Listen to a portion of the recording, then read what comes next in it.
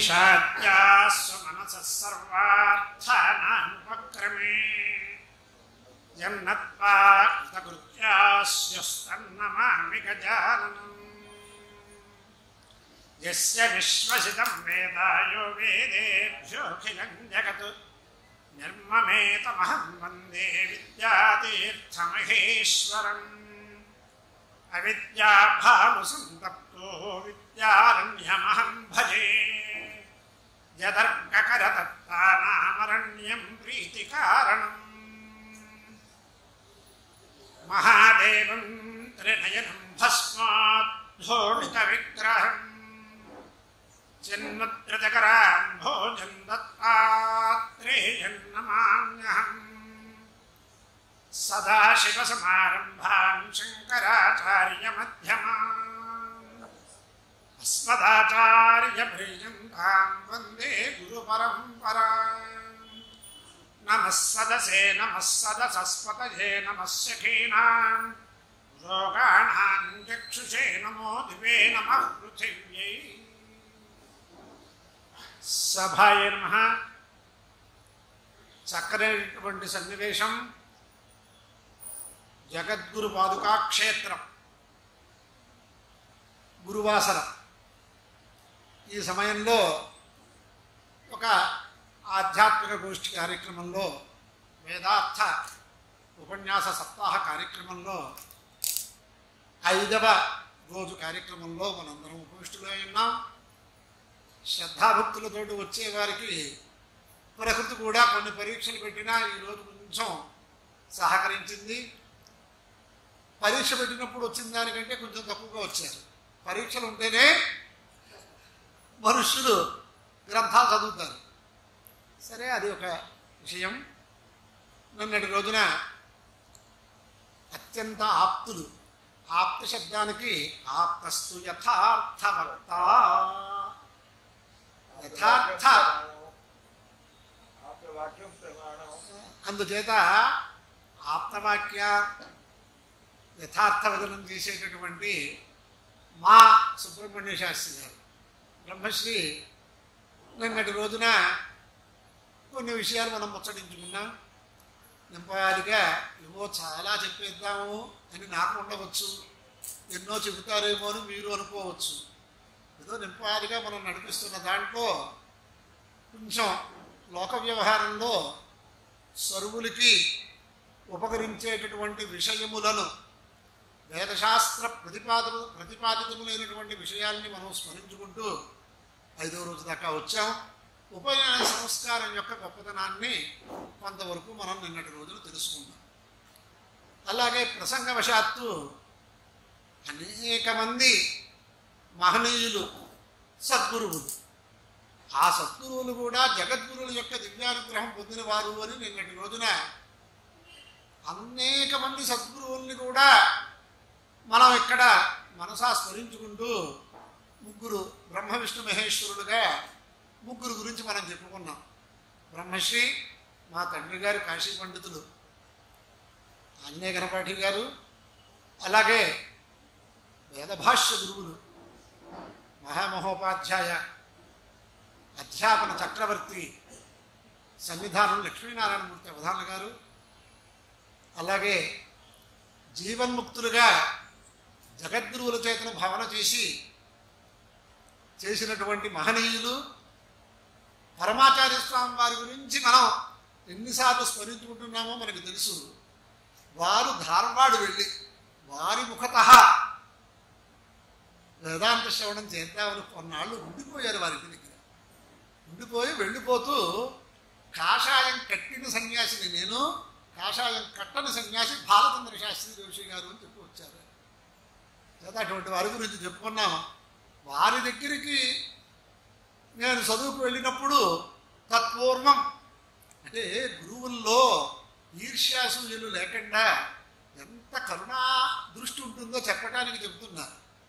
బ్రహ్మశ్రీ కందుకూరి భాస్కర శాస్త్రి గారు అని వ్యాకరణ వేదాంత శాస్త్రాల్లో కడియాల సీతారామ శాస్త్రి గారు మహానుభావులు, సుప్రసిద్ధ పండితులు, శాస్త్ర పండితులు, పౌరాణికులు. వారి దగ్గర చదువుకున్నారు ఆయన. వారు నాకు మొట్టమొదట సాహిత్యము వ్యాకరణ ప్రకరణాలు ఇవన్నీ కూడా పక్షవాతం వస్తే కడుక్కుని పాఠం చెప్పారు. మా గురువులు బ్రహ్మశ్రీ వ్యాకరణ సింహం పేరు సూర్యనారాయణ శాస్త్రి గారు కూడా చాలా సంతోషించారు. మంచి చోటుకు వచ్చేవయ్యా అని. చేత వారిని కూడా ఇవాళ సభాముఖంగా స్మరించుకుంటున్నాను. ఎందుకు అంటే మీరందరూ కూడా అహేతుకం ఒక చాలా విశేషమైనటువంటి ఆదరాభిమానాలతో నాకు ఏదో ఎత్తించుతూ అధ్యయనం చేయటానికి అవకాశం ఇచ్చారని వాళ్ళని స్మరించుకుంటున్నాను. ఇంకొకరు బ్రహ్మ విద్యా మహోదధి మహామహోపాధ్యాయ బ్రహ్మశ్రీ రాణి నృసింహశాస్త్రి గారు. వారు ఎంత అపారమైనటువంటి దృష్టితో వారి ఇంట్లో భోజనం పెట్టి వృద్ధాప్యంలో పాఠం చెప్పి నాయన ఇది వేరు నువ్వు ధారవాడ వెళ్ళని నన్ను అక్కడికి పంపించారు. ఆయనకి స్వాస్థ్యం లేదు. ఇంకా ఉన్న విషయం ఉన్నట్టు మనం మాట్లాడుకోవాలంటే నేను రాజమండ్రి నుంచి నరేంద్రపురం వెళ్ళేటప్పుడు దప్పకాయలు తీసుకెళ్ళేవాడిని. గుర్తు చేతులతో వెళ్ళకూడదని ఆయన చెప్తూ ఓ మాట లేవారు. దప్పకాయలతోటి ఎన్ని రకాలు చేసేసేవారు వాళ్ళు నేను ఉన్నంతకాలం చేసి. నాకు మీ వెల్నాటి వాళ్ళందరూ కూడా సన్నిహితులు శిష్యులు. మీ బాబాయ్ గారు బ్రహ్మశ్రీ సలక్షణ గణపతి గారు వాళ్ళు. కానీ మా రుచులు మీ దగ్గర రావయ్యా అని కూడా స్పష్టంగా చెప్పారు. అంటే నేను ఎక్కడొచ్చినా ఎంతమంది సమారాధన చేసినా భారద్వాజ విందు అనేది అలాగే ఉంటుంది. అంటే అలా అంత ఆనందంగా నాకు సహకరించారు. అలాగే బ్రహ్మశ్రీ వేదార్థ ప్రవచనంలో భారతదేశం మొత్తం మీద అగ్రగణ్యులుగా లెక్కపెట్టినటువంటి బ్రహ్మశ్రీ రేమిళ్ళ సూర్యప్రకాశ్ శాస్త్రి వారు కూడా కొన్ని విషయాలు నాకు బోధించి వారు లోక ప్రచారంలో ఉండటం వల్ల సన్నిధానం గురువుగారి దగ్గరికి వెళ్ళేటటువంటి అవకాశాన్ని కూడా వారు ఆశీర్వచనంతో తీసుకున్నాను. తర్వాత వారు రాసినటువంటి కొన్ని గ్రంథాలకి నాకు వేద భాష్యం సమగ్రంగా బోధించిన ఆయన దగ్గర కూడా నా ద్వారానే పుస్తకాలన్నీ పంపిస్తూ దాంట్లో అనేక విశేషాలు చెప్తూ ఉండేవారు. వారే చెప్పారు నాకు, నాయన వీళ్ళందరూ వైదికులు జడులు అనుకుంటారు లోకం, నీకు ఎంత ఇష్టం ఉన్నా లేకపోయినా 5 నిమిషాలైనా పేపర్ చదువు, దాంట్లో ఏమీ పెద్ద ఇబ్బంది లేదు. ఒక 5 నిమిషాలు చూస్తే లోకం ఎలా ఉంది, మనం ఎలా వెళ్తుంది మనకు తెలుస్తుంది, ఎవరికైనా బోధ చేయడానికి ఉంటుందని కూడా సలహా చెప్పారు. అలాగే ఇంకా చిన్నవాళ్ళు ఉన్నారు కాబట్టి చెబుతున్నా, నువ్వు ఎప్పుడైనా సరే పుస్తకం నీకు హృదయం మీద ఉండాలి. వెలుగు వస్తే పుస్తకం చూసుకునే స్థితి రావాలి. ఎలాగైతే మనం ఇప్పుడు ఈ దూరవాణి చూస్తున్నామో అలాగని కూడా చెప్పారు. చేత అలాగా అనేక మంది మహనీయులు నాకు సహకరించారు. ఇదంతా ఎందుకు చెబుతున్నారంటే వాళ్ళు ఏమీ ప్రతిఫలం ఆశించకుండా ఒక గొప్ప తపస్సుగా చెప్పారు. వారు అల్లా చెప్పినటువంటి విషయములు యదత్ర సౌష్ఠవం కించిత్ తద్గురోరేవహి యదత్ర అసౌష్ఠవం తత్ మమైవ గురోర్నహి అని మహాభాష్య ఉపోద్ఘాతంలో ఒక మహనీయులు ఈ శ్లోకాన్ని ఉపయోగించారు. అంటే నేను చెప్పే దాంట్లో కొంచెం చెప్పేస్తున్న దాంట్లో అశాస్త్రీయం ఏదైనా కనుక ఉన్నట్లయితే అది నాది, ఏదైనా మంచి విషయాలు ఉంటే గురువులది అనేది నేను చెబుతూ, ఇంకా శ్రోత గురువులు, ఇంకా నాకు జ్యేష్ఠ భ్రాత పితృసమహాన విశ్వనాథ గణపాటి గారు, మా పెద్దన్న గారు, ఇలా అందరూ అనేక మంది కారణగుణా కార్యే సంక్రామంతి అని ఒక తర్కశాస్త్రంలో విషయం. అనేక కారణములు కనుక ఉన్నట్లయితే ఒక కార్యం ఉత్పన్నం అవుతుంది. అందుచేత ఏదైనా అప్రామాణ్యంగా నేను ఏదైనా చెప్పినట్లు పెద్దలు భావిస్తే అది నా తప్పు కానీ శాస్త్రాన్ని తప్పు కాదు, గురువుని తప్పు కాదు అనే మాట కూడా నేను చెబుతూ ప్రమాదో దేవతామపి ఏ విషయములు కావాలి అన్నా నేను మొట్టమొదట మనవి చేసినట్లుగా మాట్లాడిన దానికి కట్టుబడి ఎందుకు మాట్లాడానో నేను చెప్పగలను అని అనుకుంటున్నాను, గురువుల యొక్క కృప వల్ల అనేది మొట్టమొదటిగా చెబుతూ, ఉపనయన ఇంకా పనిలో పని నా దగ్గర ఏదో నేనేదో మంచి మాట చెబుతాను, ఆధ్యాత్మిక విషయాలు చెబుతాను అని కొంతమంది ఎవరో పెద్దలు ఆశ్రయించారు. ఆ ఆశ్రయించిన వాళ్ళల్లో ఆహ్లాదం కలిగించిన వాళ్ళు ఎవరు అంటే వల్లకోట ప్రభాకర్ రావు గారిని పెద్ద సైంటిస్ట్ ఆయన 2 సార్లు అంతర్జాతీయ సమావేశాలకు వెళ్ళినటువంటి వారు అబ్దుల్ కలాము వారి సమయంలో వారు ఎందుకో నా దగ్గరికి వచ్చారు. వస్తే కాస్త భగవద్గీత భాష విషయాలు చెబితే వారి బంధువులందరూ అన్న మాట ఏమిటి అంటే, మీ దగ్గరికి రానప్పుడు మీ దగ్గరికి వచ్చాక మాకు వాల్మీకిని స్మరించుకుంటున్నామని అంత అనుష్ఠానంలో మునిగిపోయారు. ప్రాతకాలం బ్రాహ్మ ముహూర్తం నుంచి సాయంత్రం దాకా ఆయన కొన్ని సంవత్సరాలు అలా చేశారు. అలాగే క్షత్రియోత్తములు ఈ ఊళ్ళోనే ఉండేవారు కొన్నాళ్ళు. చింతలపాటి సన్యాసిరాజు గారిని ఒక పుష్కరకాలం వైద్యులు ఎవరూ కూడా ఏ పని చెయ్యొద్దు అన్నప్పుడు 2-3 సార్లు ఆయనకి బైపాస్ అయింది. వారు వచ్చి ఒక 12 సంవత్సరాలు నా దగ్గర కొంత శ్రవణం చేశారు. ఆధ్యాత్మిక జిజ్ఞాసులు వారు వచ్చినప్పుడు ఒక మాత్ర అక్కడ పెట్టుకుని కూర్చునేవారు. చాలా కాలం ఎందుకో తెలియలేదు. ఏమండి ఏమిటంటే ఆ మాట పెట్టుకుంటున్నారు, వెళ్ళేటప్పుడు తీసుకుపోతున్నారు అంటే, నాయన డాక్టర్లు ఇంకా చివరి స్థితి కదా, అన్నీ కట్టేయమన్నారు, నేను కట్టకుండా ఈ పని చేస్తున్నాను. కానీ ఇక్కడ ఏదైనా తేడా వస్తే ఈ చాదస్తంగా అక్కడికి వెళ్ళారు తేడా వచ్చింది అని విద్యకి అప్రతిష్ట రాకూడదు. ఏ తేడా వచ్చినా ఈ మాత్ర నాలుగు కింద పెట్టుకుంటే డాక్టర్కి వెళ్ళేదాకా మీకు అప్రతిష్ట లేదు, ఇక్కడ ఏమీ అక్కర్లేదు అని అలా ఆయన చదివి చివరికి సిఎస్ రావు గారిని ఆయనకి చాలా బాగా తెలుసు, ఊళ్ళో డాక్టర్ గారు చేస్తే ఆయన చెప్పారు, మీది లేనప్పుడు నేను మా గురువు గారి దగ్గరికి వెళ్ళిపోతాను అని. కార్తీక శుద్ధ ఏకాదశి నాడు ఎంత చివరి దాకా నింజం వాపి స్మరన్ భావం తెగెత్తంతే కళేవరం అన్నట్లుగా వెళ్ళిపోతే ఒక క్షత్రియుడికి ఇటువంటి స్థితి కలిగింది, నాకు వస్తుందా అని నాకు భీతి కలిగింది. చదివి ఎందుకు చెప్తున్నాను అంటే, లోకంలో కొంతమందికి ప్రేరకములు అవుతాయని చెప్తున్నాను తప్ప వేరే వేరే విషయాలన్నీ కాదు. అలాగే డాక్టర్ టివి నారాయణరావు గురించి చెప్పాను నేను. రామాయణంలో ఆయన చాలా సంస్కృత పండితులు, సంస్కృత సార్వభౌములు, జగద్గురువులు ఆశ్చర్యపోయేటట్లుగా ఒక రామాయణం నుండి మథించి పుస్తకం రాశారు. ఆయన గురించి చెప్తే ఈయనకి ఆయన ఏమన్నా అంబాసిడర్ ఏదో అంటారు కదా మీరు, నేను అందుకోసం చెప్పట్లా. ఇవాళ మనకి ఏ పని చేద్దామన్నా మంచి పని చేద్దామన్నా ఖాళీ లేదు అని అనుకుంటున్నాం మనం. మరి యూరాలజీలో రాష్ట్రంలోనే అగ్రగణ్యులకి డాక్టర్లందరూ ఆయన దగ్గరికి వచ్చి సలహా తీసుకునేవాడు కూడా నాకు తెలుసు. మరి అటువంటి వారు ఒక 10-15 సంవత్సరాలు ఎలా మతించారు అంటే, ఇష్టం ఉంటే కష్టం ఉండదు అనే విషయాన్ని చెప్పడానికి నేను చెప్పినంత మాత్రాన ఆయన యశస్సు పెరగదు, చెప్పనంత మాత్రాన యశస్సు తగ్గదు. కానీ ప్రయత్నం చేసేవాళ్ళు చిరంజీవులందరూ ఉన్నారు కాబట్టి వాళ్ళకి తెలియడం కోసం ఈ ప్రకారంగా చెప్పాను అని భావన చేస్తుంటే, ఇంకా ఉపనయనం గురించి నిన్న చెప్పుకున్నాం కొంత. అష్టవర్షం బ్రాహ్మణం ఉపనయేత, గర్భాష్టమేషు బ్రాహ్మణం గర్భద్వాదశేషు రాజన్యం గర్భైకాదశేషు రాజన్యం గర్భద్వాదశేషు వైశ్యం అని ఎప్పుడెప్పుడు ఎలా ఎవరు చేసుకోవాలో కూడా మనకి ఆపస్తమ మహర్షి చెప్పాడు.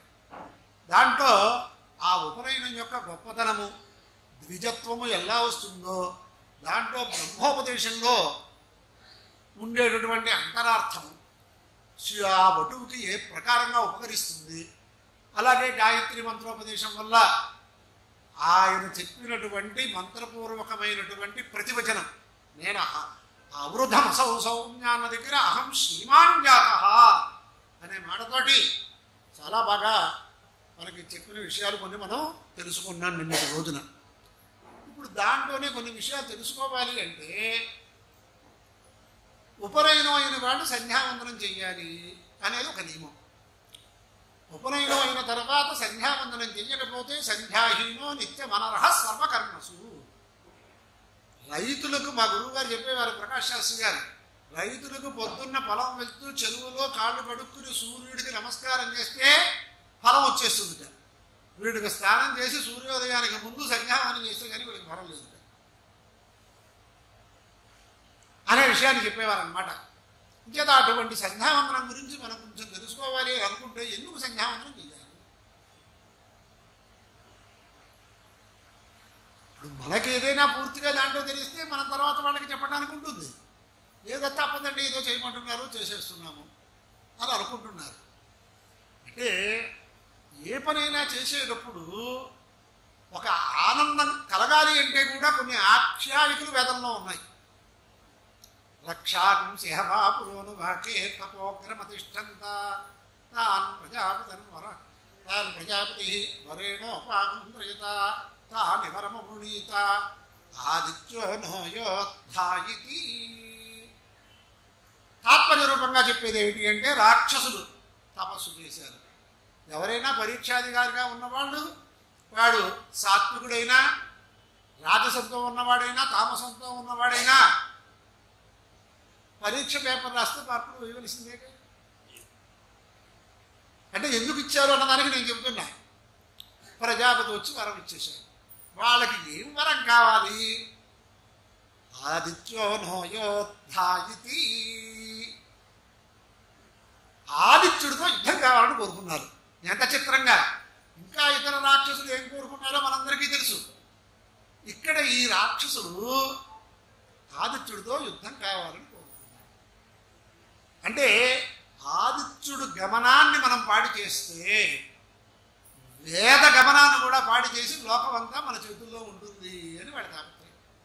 ఎందుచేత ప్రజాం ప్రాచీ మహతీ దిగుచ్యతే దక్షిణామా గురుజుషారంధ్రం అర్భిపూర్వాణ్ణే దివిదేవీయతే యజుర్వేదే తిష్టతి మధ్యే అన్నా సామవేదేనాస్తమయే మహీయతే వేదైరశూన్యస్త్రిభిరేతి సూర్య. సూర్యుడికి సూర్య గమనమునకు వేదమునకు ఇంత సంబంధం కనిపిస్తుంది.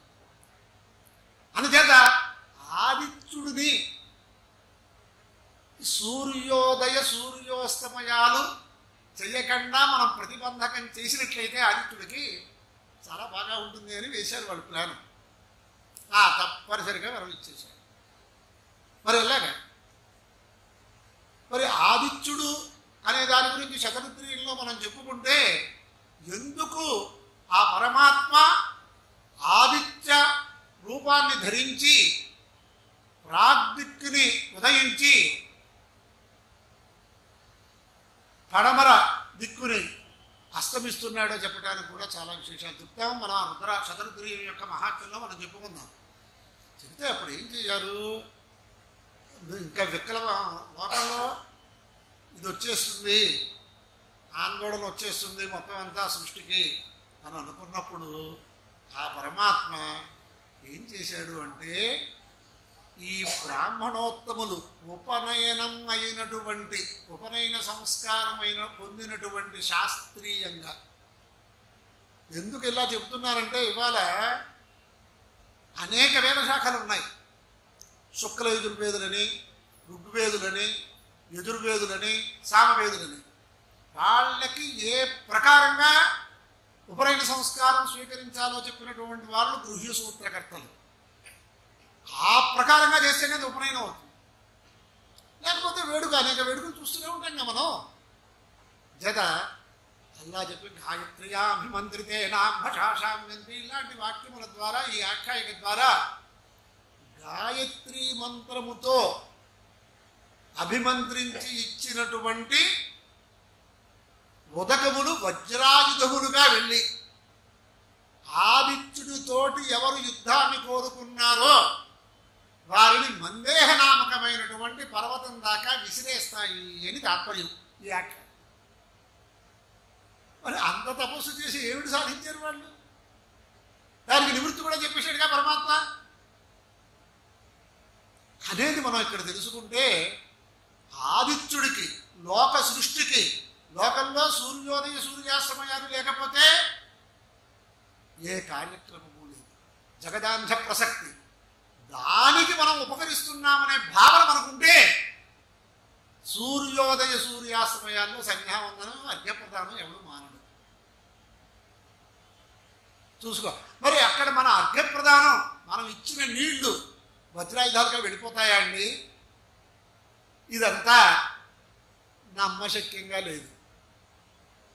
ఇప్పుడు కూడా శంకా మనస్కులు సంశయాత్మ వినశ్యతి అనేక సంకల్పం పెట్టుకోవచ్చు కదా. దానికి కూడా సమాధానం ఏమిటి అంటే పరమాత్మ దివ్యానుగ్రహంతో గడ్డి పరక బ్రహ్మాస్త్రం అయింది అనేది మనం వింటున్నామా లేదా? ఇక్కడ ఎందుకు అనుమానం మీకు అనేది కూడా మనం తెలుసుకోవాలి. అంటే ఎలా కల్పిస్తాయో అన్నీ మనకు కనిపిస్తున్నాయా? ఇవాళ మనం చాలా కష్టపడి రూపాయి కూడబెట్టుకుని బ్యాంకులోకి ఆ డబ్బులన్నీ తీసుకొని కష్టపడి సంపాదించిన డబ్బులు అక్కడ తీసుకుంటే మళ్ళీ మనకు డబ్బు కావాలంటే ఈ డబ్బే ఇస్తున్నాడు ఆయన. ఈ డబ్బు అక్కడ ఇచ్చినట్టు ఏమన్నా మళ్ళీ ఇంకోటి ఏమన్నా ఇస్తున్నాడా? ఒక కాగితంలో ఇవాళ ఇంత క్రెడిట్ చేశాక ఇస్తున్నాడు. మరి అక్కడ మీకు అనుమానం రావట్లేదు? ఆ పరమాత్మ సృష్టించినటువంటి మనుష్యులే ఇన్ని చమత్కారాలు చేస్తుంటే 4 సెల్ ఫోన్లో 4 నెంబర్లు కొట్టేస్తే మన డబ్బు అవతల వాడికి ట్రాన్స్ఫర్ చేసేస్తుంటే పరమాత్మకి శక్తి లేదనుకుంటారండి. ఆయన వరానికి శక్తి లేదనుకుంటారా? ఆయన చెప్పిన విధానానికి శక్తి లేదనుకుంటారా? ఎంత వివేకంతో ఉన్నారు అని కూడా మనం మాట్లాడవచ్చు. అందుచేత ఈ ప్రకారంగా ఆ సూర్య భగవానుడికి ఈ అగ్నిప్రదానం ఉపకరించాలి అంటే తత్పూర్వం వీడు శుద్ధుడవుతే కానీ అది జరగదు. వైద్యులు చూడండి, ఒకడికి ఒక సిరంజి, ఇప్పుడైతే సిరంజిలన్నీ తీస్తున్నారు, చేసేది మనమే, బాధపడేది మనమే. ఇదివరకు ఒకే సిరంజి మళ్ళీ ఫిల్టర్ చేసి దాన్ని బాయిలర్ చేసి ఇలా వాడేవారు, అంటే అది పరిశుభ్రం చేసి. ఇప్పుడు కొత్త పడేస్తున్నారు, ఇవన్నీ పడిపోతున్నాయి, ప్లాస్టిక్ పెరిగిపోతుంది, ఓజోన్ పొరగా, ఇలాంటివన్నీ మనమే మాట్లాడతాం, చేసేది మనమే. అందుచేత అంటే దాంట్లో వాడేటటువంటి వస్తువులు ఎంత పరిశుద్ధంగా ఉండాలో మనకి తెలుస్తోంది. అలాగే హోమం చేసేటప్పుడు చతుష్పాత్ర ప్రయోగము, అష్టపాత్ర ప్రయోగము, షట్పాత్ర ప్రయోగం 3 రకాలుగా ఉంటాయి. ఋగ్వేదులకి అష్టపాత్ర ప్రయోగం. కొన్ని విశేషమైనటువంటి సంస్కారాల్లో ఇంకా ఎక్కువ ఉంటాయి, ఉపనయనాలు. అక్కడ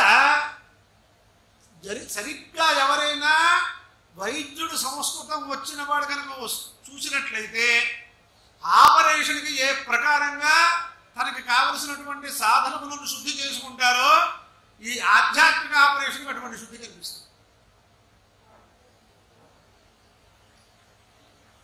యయైవ లౌకికాః శబ్దాః తయైవ వైదికాః క్వాచిత్కి రూపభిన్నత అంటారు విద్యారణ్య స్వామి వారు జైమినీయ న్యాయమాలలో. బ్రాహ్మణాసహ కర్మేభిః దేవేభిః ఇలాంటి పదాల్లో దేవై ఉండాలి. సంస్కృతం చదువుకున్నాడు, ఏమిటి అసలు వేదంలో ఇలా ఉంది అనుకుంటే అవన్నీ మీరు ఇవాళ ఏమీ పరిశోధన చేయక్కర్లేదు, వేదంలో ఏముంటే అలాగే పలకండి అని కూడా మనకి నిర్వచనం చేశారు. చేత మనం అనుమానగ్రస్తులం కాబట్టి ప్రతి విషయంలో మహర్షులు కానీ వేదమాత కానీ అనుమాన నివృత్తిగా మనకు బోధ చేయడానికి ప్రారంభించారు. ఒక చోట అంటారు పలాశాన్ని ఎలా తీసుకొచ్చారు, సోమ లత అనేది జులోకంలో ఉంటే అక్కడి నుంచి దాన్ని తీసుకువచ్చినప్పుడు అవసరానికి మధ్యలో ఒక ఆకు కింద పడితే అక్కడి నుంచి వృక్షం వచ్చింది అన్నారు, పన్న వృక్షం. అక్కడ పూర్వపక్షులు వచ్చారు, ఏమిటంటే లోకల్లో బీజం నుంచి వృక్షం రావడం చూసాం కానీ ఆకు నుంచి ఎలా వచ్చింది అని ఆక్షేపం చేశారు. వచ్చారు కదా, మరి అక్కడ సమాధానం విద్యారణ్య స్వామి వారు ఏం చెప్పారంటే, మీరు ఆకు నుంచి వృక్షం వచ్చింది, సోమలతా సంబంధమైన ఒక పన్నం నుంచి ఈ పలాశ వృక్షం ఉద్భవించింది అంటే మీరు ఆశ్చర్యపోతున్నారు. అంటే మీరు ఇంతవరకు అటువంటిది చూడలేదు కాబట్టి. మీరు చూసిన వాటిల్లో ఎన్ని విశేషాలు ఉన్నాయో అవి మీరు సమాధానం చెప్పగలరా అని అడిగారు. అయితే వట వృక్షం ఉంది, పిల్లల మర్రేని ఉంది, ఎక్కడ మహబూబ్ నగర్ దగ్గర. అక్కడ జగద్గురువులు ఆ సమీపంలో చాలా తపస్సు కూడా చేశారు. చేస్తే కొన్ని ఒక 20-30 ఎకరాల 100 ఎకరాల్లో విస్తీర్ణంలో ఇవాళ మనం వెళ్ళి చూడొచ్చు వటవృక్షం. ఆ వటవృక్షానికి ఆధారభూతమైనటువంటి బీజం ఎలా ఉంటుందో ఎవరైనా చెప్పగలరా? బీజం వృక్ష. అక్కడ నీకు ఎందుకు ఆశ్చర్యం కాలా? ఇక్కడ నేను చెప్పేదానికి నీకు ఆశ్చర్యమా? ఆ బీజంలో ఈ 100 ఎకరాలు సుమారుగా ఉన్నటువంటి వటవృక్షం దాంట్లోంచి ఎలా వచ్చిందో మీకేం తెలుసా? ద్రవరూపమైనటువంటి రేతస్సు నుంచి ఈ ఎముకలు ఇవన్నీ ఉన్నటువంటి ఈ శరీరం ఎలా ఉత్పత్తి అయిందో మీకు ఎవరికైనా తెలుసా? మీకు ఏం తెలుసని మేము చెప్పినటువంటి విషయాలకి భిన్నంగా మాట్లాడటానికి ప్రయత్నిస్తున్నారు. అందుచేత మొట్టమొదట ఆయన చేసిన హెచ్చరిక ఉపదేశం ఏమిటంటే తస్మాత్ వేదార్థే కుతర్కైర్న చోదనీయం ఈశ్వరస్య అచింత్య శక్తిత్వాత్ అని సమాధానం చెప్పారు. మరి ఇలాంటివి ఇవాళ ఒక సంస్థకి అధిపతి ఉంటాడు. ఆ సంస్థలో ఏదో మనం లోన్ తీసుకున్నాం, కట్టలేకపోతున్నాం. ఆ సంస్థాధిపతి దగ్గరికి ప్రాధాన్యపడితే వాడు మంచివాడవుతే కట్టక్కలేదంటే మనం తీసుకున్న లోనే పోయిందిగా. ఇలా ఎన్ని విషయాలు చూస్తున్నాం మనం ఇక్కడ లోకంలోనే. అందుచేత సంశయగ్రస్తులుగానే మీరు ఎప్పుడు ఉండకండి అని కూడా మొట్టమొదట్లోనే ఇచ్చారనమాట. అందుచేత ఈ ప్రకారంగా ఈ మనం గాయత్రీ మంత్రము చేతన అభిమంత్రించినటువంటి ఉదకములు వజ్రాయుధములుగా వెళ్ళి సూర్యుడికి ఉపకారం జరుగుతుంది అన్నవాడు ఎవడైనా సంధ్యావందనం మానేస్తాడు.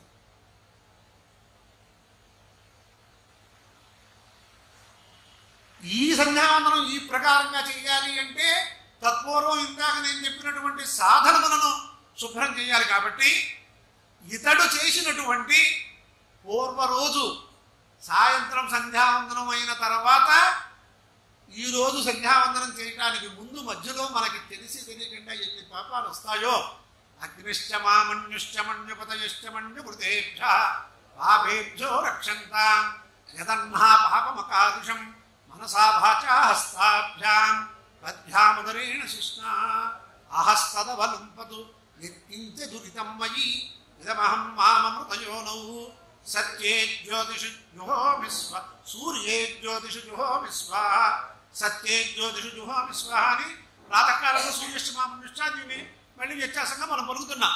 సాయంకాలం అగ్నిష్టమామనుష్ఠ, ప్రాతకాలం సూర్యష్టమామనుష్ఠ. దాంట్లో చెప్పేది మనం ఏదైనా అకార్యకరణం చేస్తుంటే కూడా తెలిసి తెలియకుండా మనకి సంక్రమించిన దాన్ని మనం పోగొట్టుకోకపోతే మన యొక్క అర్ఘ్యప్రదానం వారికి ఉపకరించింది. అందుచేత ఆ సూర్యుడు కానీ అగ్ని కానీ ఆ మన్యువు వల్ల ఒక క్రోధం వల్ల మేము చేసినటువంటి అనేక దురితాలు ఉన్నాయి, వాటి నుంచి మమ్మల్ని రక్షించాలి.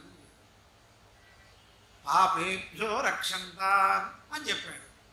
యదన్నా పాపమకారుషం అని సాయంత్రం చెప్పాడు. యద్రాత్రియా పాపమకారుషం అని ప్రాతకాలం చెప్పాడు. సముదాయ రూపంగా చెప్పేశాడు. అంటే మనకి దాని యందు ఒక ఆసక్తి బయలుదేరాలి. కాబట్టి తర్వాత మళ్ళీ వేదమాతే వివరణ చేసింది. మనసా వాచా హస్తాభ్యాం పద్భ్యాముదరేణ శిష్ణా అని ముఖ్యంగా 6 రకాలుగా మనం పాపాన్ని మూట కట్టుకుంటున్నాం. ఇంకా వైష్ణదేవానుష్ఠానం పంచమహాయజ్ఞానుష్ఠానాలు అవన్నీ వేరు. ఇక్కడ సంధ్యావందనం దగ్గర మనస్సు చేతను మనం ఏం పాపం చేస్తున్నామంటే అనిష్టాచరణం, అనిష్ట ఆలోచన చేస్తున్నాం. అందరినీ చూసేవాడు, అందరిలో ఉన్నవాడు పరమాత్మ ఉంటే మనం ఏది వచ్చినా ఏ క్లేశం వచ్చినా పరమాత్మకు నివేదనం చేయకుండా వీడిని ఎలా ఏ గోతులో వాడిని పడేయాలి. ఒక జరుగుతున్నటువంటి కార్యక్రమం జరుగుతుంటే ఆ కార్యక్రమాన్ని చెడగొట్టడమే వాడి పద్ధతి. చెడగొట్టి వాడేమైనా సక్రమంగా చేస్తాడా? మళ్ళీ చేయలేదు. ఆ కార్యక్రమాన్ని అవతలవాడు సక్రమంగా చెయ్యకపోతూ ఉన్నా దాన్ని సక్రమంగా చెయ్యటానికి ముందు మనం ప్రయత్నం చెయ్యాలి. వీడు తీసేసావు, మళ్ళీ ఇంకోటి వచ్చాడు, వాడు అనుకూలంగా లేడు, వాడు తీసేశారు. ఇప్పుడు లోక వ్యవహారంలో ఉద్యోగాలు టక టక టక దాన్ని మార్చేస్తున్నారుగా. వేద విషయంలో మాత్రం అలా మార్చకూడదు అని కాశీ మహారాజు గారు కొన్ని విషయాల్లో ఆశ్రితులని చిట్ట చివరిదాకా పోషిస్తూ వారిని సంస్కరించడానికే ప్రయత్నం చేయాలి. కాశీ మహారాజు గారు చెప్పింది అంటే ఒక మహానుభావులు మా నాన్నగారికి వారికి ఆ కాశీ మహారాజు గారి ఆస్థానంలో పండితులు కాబట్టి అక్కడ ముందు ఆ రాజరికాలన్నీ తీసేశారు, రాజభరణాలు ఇచ్చేవారు. అది కూడా తీసేస్తున్నామన్నారు. ఇంకా వీళ్ళు ఆయన దగ్గర మొట్టమొదట రాజభరణం అంటే ఆయన దగ్గర ఎంతమంది ఉద్యోగులు ఉంటే అందరికీ ఉపకరించడానికి కొంత ఇచ్చేవారు, నడిపించారు. అది కూడా మానేశారు. మానేస్తే ఆ రాజుగారితో మన ఆశ్రయించినటువంటి వాళ్ళందరినీ కూడా పండితులతో సహా అందరినీ తీసేస్తాము అన్నారు. ఆయన అన్నట్ట, నేను రాజుని ఆశ్రయించిన వాడి కోసం ఎంతవరకైనా నేను పోషణ కోసం తాపత్రయపడాలి. నా నోటితో నేను ఆస్థానంలో పెట్టుకున్నాక నేను వెళ్ళమని చెప్పను. వాళ్ళు నేను ఏదైనా సమస్యల్లో ఉన్నారు, ఇంతకంటే వాళ్ళకి ఎక్కువ కావాలి, ఈయన ఇవ్వలేదు అని అనుకుంటే వెళ్ళిపోగాలి. ఆయన ఆచరించి చూపించేట. ఇవాళ కూడా మొన్న జగద్గురువులు శంకర విజయేంద్ర సరస్వతి మహాస్వామి వారు వెళ్తే వారే వీరికి స్వాగతం చెప్పి పాదపూజ చేసినట్టుగా మనం చూసాం. ఆశ్రితులని మార్చడానికి ముందు ప్రయత్నం చేయకూడదు. అలాగే చిన్న చిన్న వాట్లకి భార్యాభర్తలు విడిపోతున్నటువంటి సంఘటనలు కూడా మనం చూస్తున్నాం, సమన్వయం లేకుండా. ఇంకా విషయంగా నాకు తెలిసిన విషయంగా మీ అందరికీ నివేదించాలి అంటే, ఎలాగైతే అమెరికాలో గురక పెట్టినందువల్ల గురక పోవటానికి ఏ మందు వాడాలో తెలియక గురక పెట్టినందుకు విడాకునిచ్చినట్లుగా ఒక సంఘటన జరిగింది. మహానుభావులు మన ఉత్తరాంధ్ర వేద ట్రస్టుకి అధ్యక్షులుగా ఉన్నటువంటి సద్గురు కందుకూరి శివానందమూర్తి గారి ద్వారా తెలిసింది ఏమిటి అంటే, ఈయన ఎక్కడున్నా సంధ్యావందనం చేయండి అని చెప్పాక చాలా వాడు విశేషంగా అర్థిస్తున్నారు. ఆ భార్యకి భర్త సంధ్యావందనం చేయడం ఇష్టం. ఈయన గురువులు చెప్పారు కాబట్టి సంధ్యావందనం మానను అన్నారు. సంధ్యావందనం మానను అన్నప్పుడు అది విడాకులు ఎక్కువ.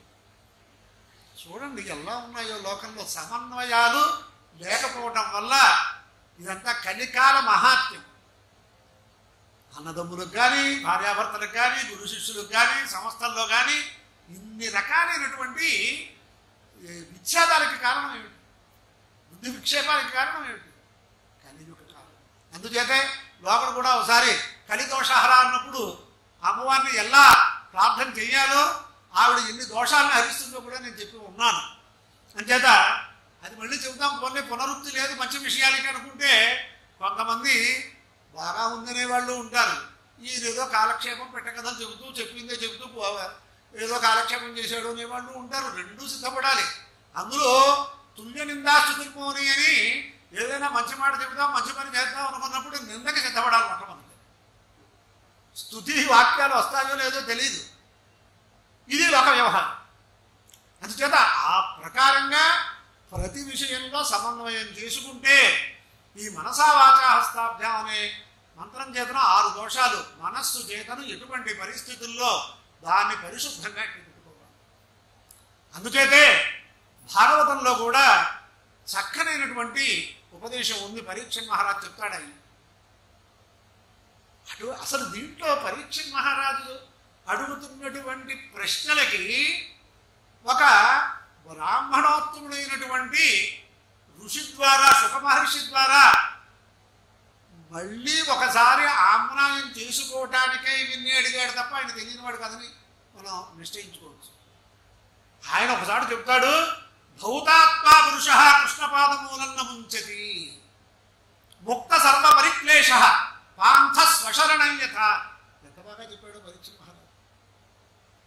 వారిద్దరికీ ఉండే సంవాదంలో ఆయన యొక్క అనుభూతి కానీ, ఆయనకు ఉండేటటువంటి నిశ్చయమైనటువంటి ధ్యానం, ఆయన దగ్గర తన దగ్గర శిష్యుడి దగ్గర ఎంత శక్తి ఉందో ముందు చెబితే పైపాఠం చెప్తాడు. ఆయన అన్నాడు, ఈ కృష్ణానుగ్రహం కోసం కృష్ణ భక్తి భక్తులందరినీ ఆయన ఉద్ధరించాడు అంటే జీవ బ్రహ్మైక్యానుసంధాన రూపమైనటువంటిదే. కానీ ఎప్పుడు కూడా ఒక పరమాత్మ ఉన్నాడు, ఆయన దగ్గరే మనం రక్షింపబడుతున్నామంటే ఎప్పటికైనా ముక్తి లేదు. ఆ కించిత్వం సర్వజ్ఞత్వంలో అవన్నీ కూడా ఏది అవసరం ఉందో ఏది అవసరం లేదో అవి తీసేస్తే మిగిలేదే ఈశ్వర తత్వం. చేత అక్కడ అంటాడు ఆయన ధౌతాత్మ, మొట్టమొదట ధౌతాత్మ అన్నాడు. అంటే దానికి వ్యాఖ్యానంలో మహానుభావులు రాశారు నిర్మలాంతఃకరణ. నిర్మలమైన అంతఃకరణం స్వచ్ఛంగా ఉండాలి. కృష్ణపాదమూలన్న ముంచది. ఆ కృష్ణుడి దగ్గర నుంచి, కృష్ణుడు భక్తి దగ్గర నుంచి, ఆ కృష్ణ స్మరణం దగ్గర నుంచి అహం బ్రహ్మాస్మి అనే దాకా ఉన్నటువంటి ఏ తరగతులు ఉన్నాయో అక్కడి నుంచి వాడు వీడివాడాడు. ముందు దానికి కావాల్సింది ఏమిటి? నిర్మలాంతఃకరణం కావాలి, అంటే స్వచ్ఛాంతఃకరణం కావాలి. మలినాంతఃకరణం ఉన్నవాడు ఎటువంటి పరిస్థితుల్లో ఎంత తాపత్రయపడ్డా, ఎన్ని రకాలైనటువంటి సప్తాహాలు స్వయంగా చేసినా చేయించినా ఆ దోషాలు అనుభవించే కానీ ఫలం కాదు. ఏమీ శాస్త్ర ప్రకారంగా చెప్పడానికి ఏమీ అభ్యంతరం లేదు. చేత ఈ నిర్మలాంతఃకరణం గురించి కొంత మాతృమూర్తిని కూడా ఒకసారి నేను చెప్పవలసి వచ్చింది. బాగుందో లేదో పెద్దల దగ్గర ప్రవేశపెడితే నాయన ఇలాంటివన్నీ చెప్పకు, నీకు వచ్చింది ఏదో వచ్చింది, ప్రతిష్ట అప్రతిష్ట, ఇంకా నీకు అప్రతిష్ట వస్తుందని కూడా చెప్పచ్చు. నిర్మలాంతఃకరణానికి ఉదాహరణగా ఎందుచేత శంకర భగవత్పాదాచార్యులు వారు అనేక చోట్ల అనేక లౌకికమైనటువంటి ఉదాహరణలు ఇచ్చారు. యద్యపి స్వప్న అనీక స్వప్నగత దృశ్యం దృష్ట్యా స్ఖలనాదికం సత్యం స్పష్టంగా చెప్పారు. అందుచేత అంటే ఒక స్వప్నం చూసాం, స్వప్నంలో ఏదో మనం భయంకరమైన కళలు అంటాం కదా, మెరుపు వచ్చింది, అది కళే కదా అనుకోవచ్చుగా. కానీ అటువంటి కళ మనం చూసినందువల్ల, అటువంటి స్వప్నాలు మనం చూసినందువల్ల మన శరీరంలో ఒక స్వేదం వచ్చేస్తుంది. కొంతసేపుడికి కానీ మనం స్థిమితి పడం. అటువంటి దుస్వప్నములు చూసినందువల్ల ఏదైనా స్వప్న శాస్త్రం ప్రకారం వచ్చే దోషాలకు కూడా నివారణోపాయాలు ధర్మశాస్త్రంలో ఉన్నాయి. గజేంద్ర మోక్షం కానీ, విష్ణు సహస్రనామ స్తోత్రం కానీ, అంటే వాడు ఆ భయంకరమైన స్వప్నాన్ని తనకి ఎవరో అత్యంత ఆత్మీయులు కావాల్సిన వాళ్ళు ఏదో ఏదో ఏదో ప్రమాదం వచ్చినట్టు చూశాడు. వాళ్ళని చూసేటప్పటికి అటువంటిది వాడికి అటువంటి ఇబ్బంది లేకూడదు, అటువంటి దృశ్యం మనం చూసేసామని ఆ భయంలో ఆ భ్రాంతి చేతను బాధపడుతున్నవాడు ఏం చేయాలో కూడా శాస్త్రంలో రాశారు.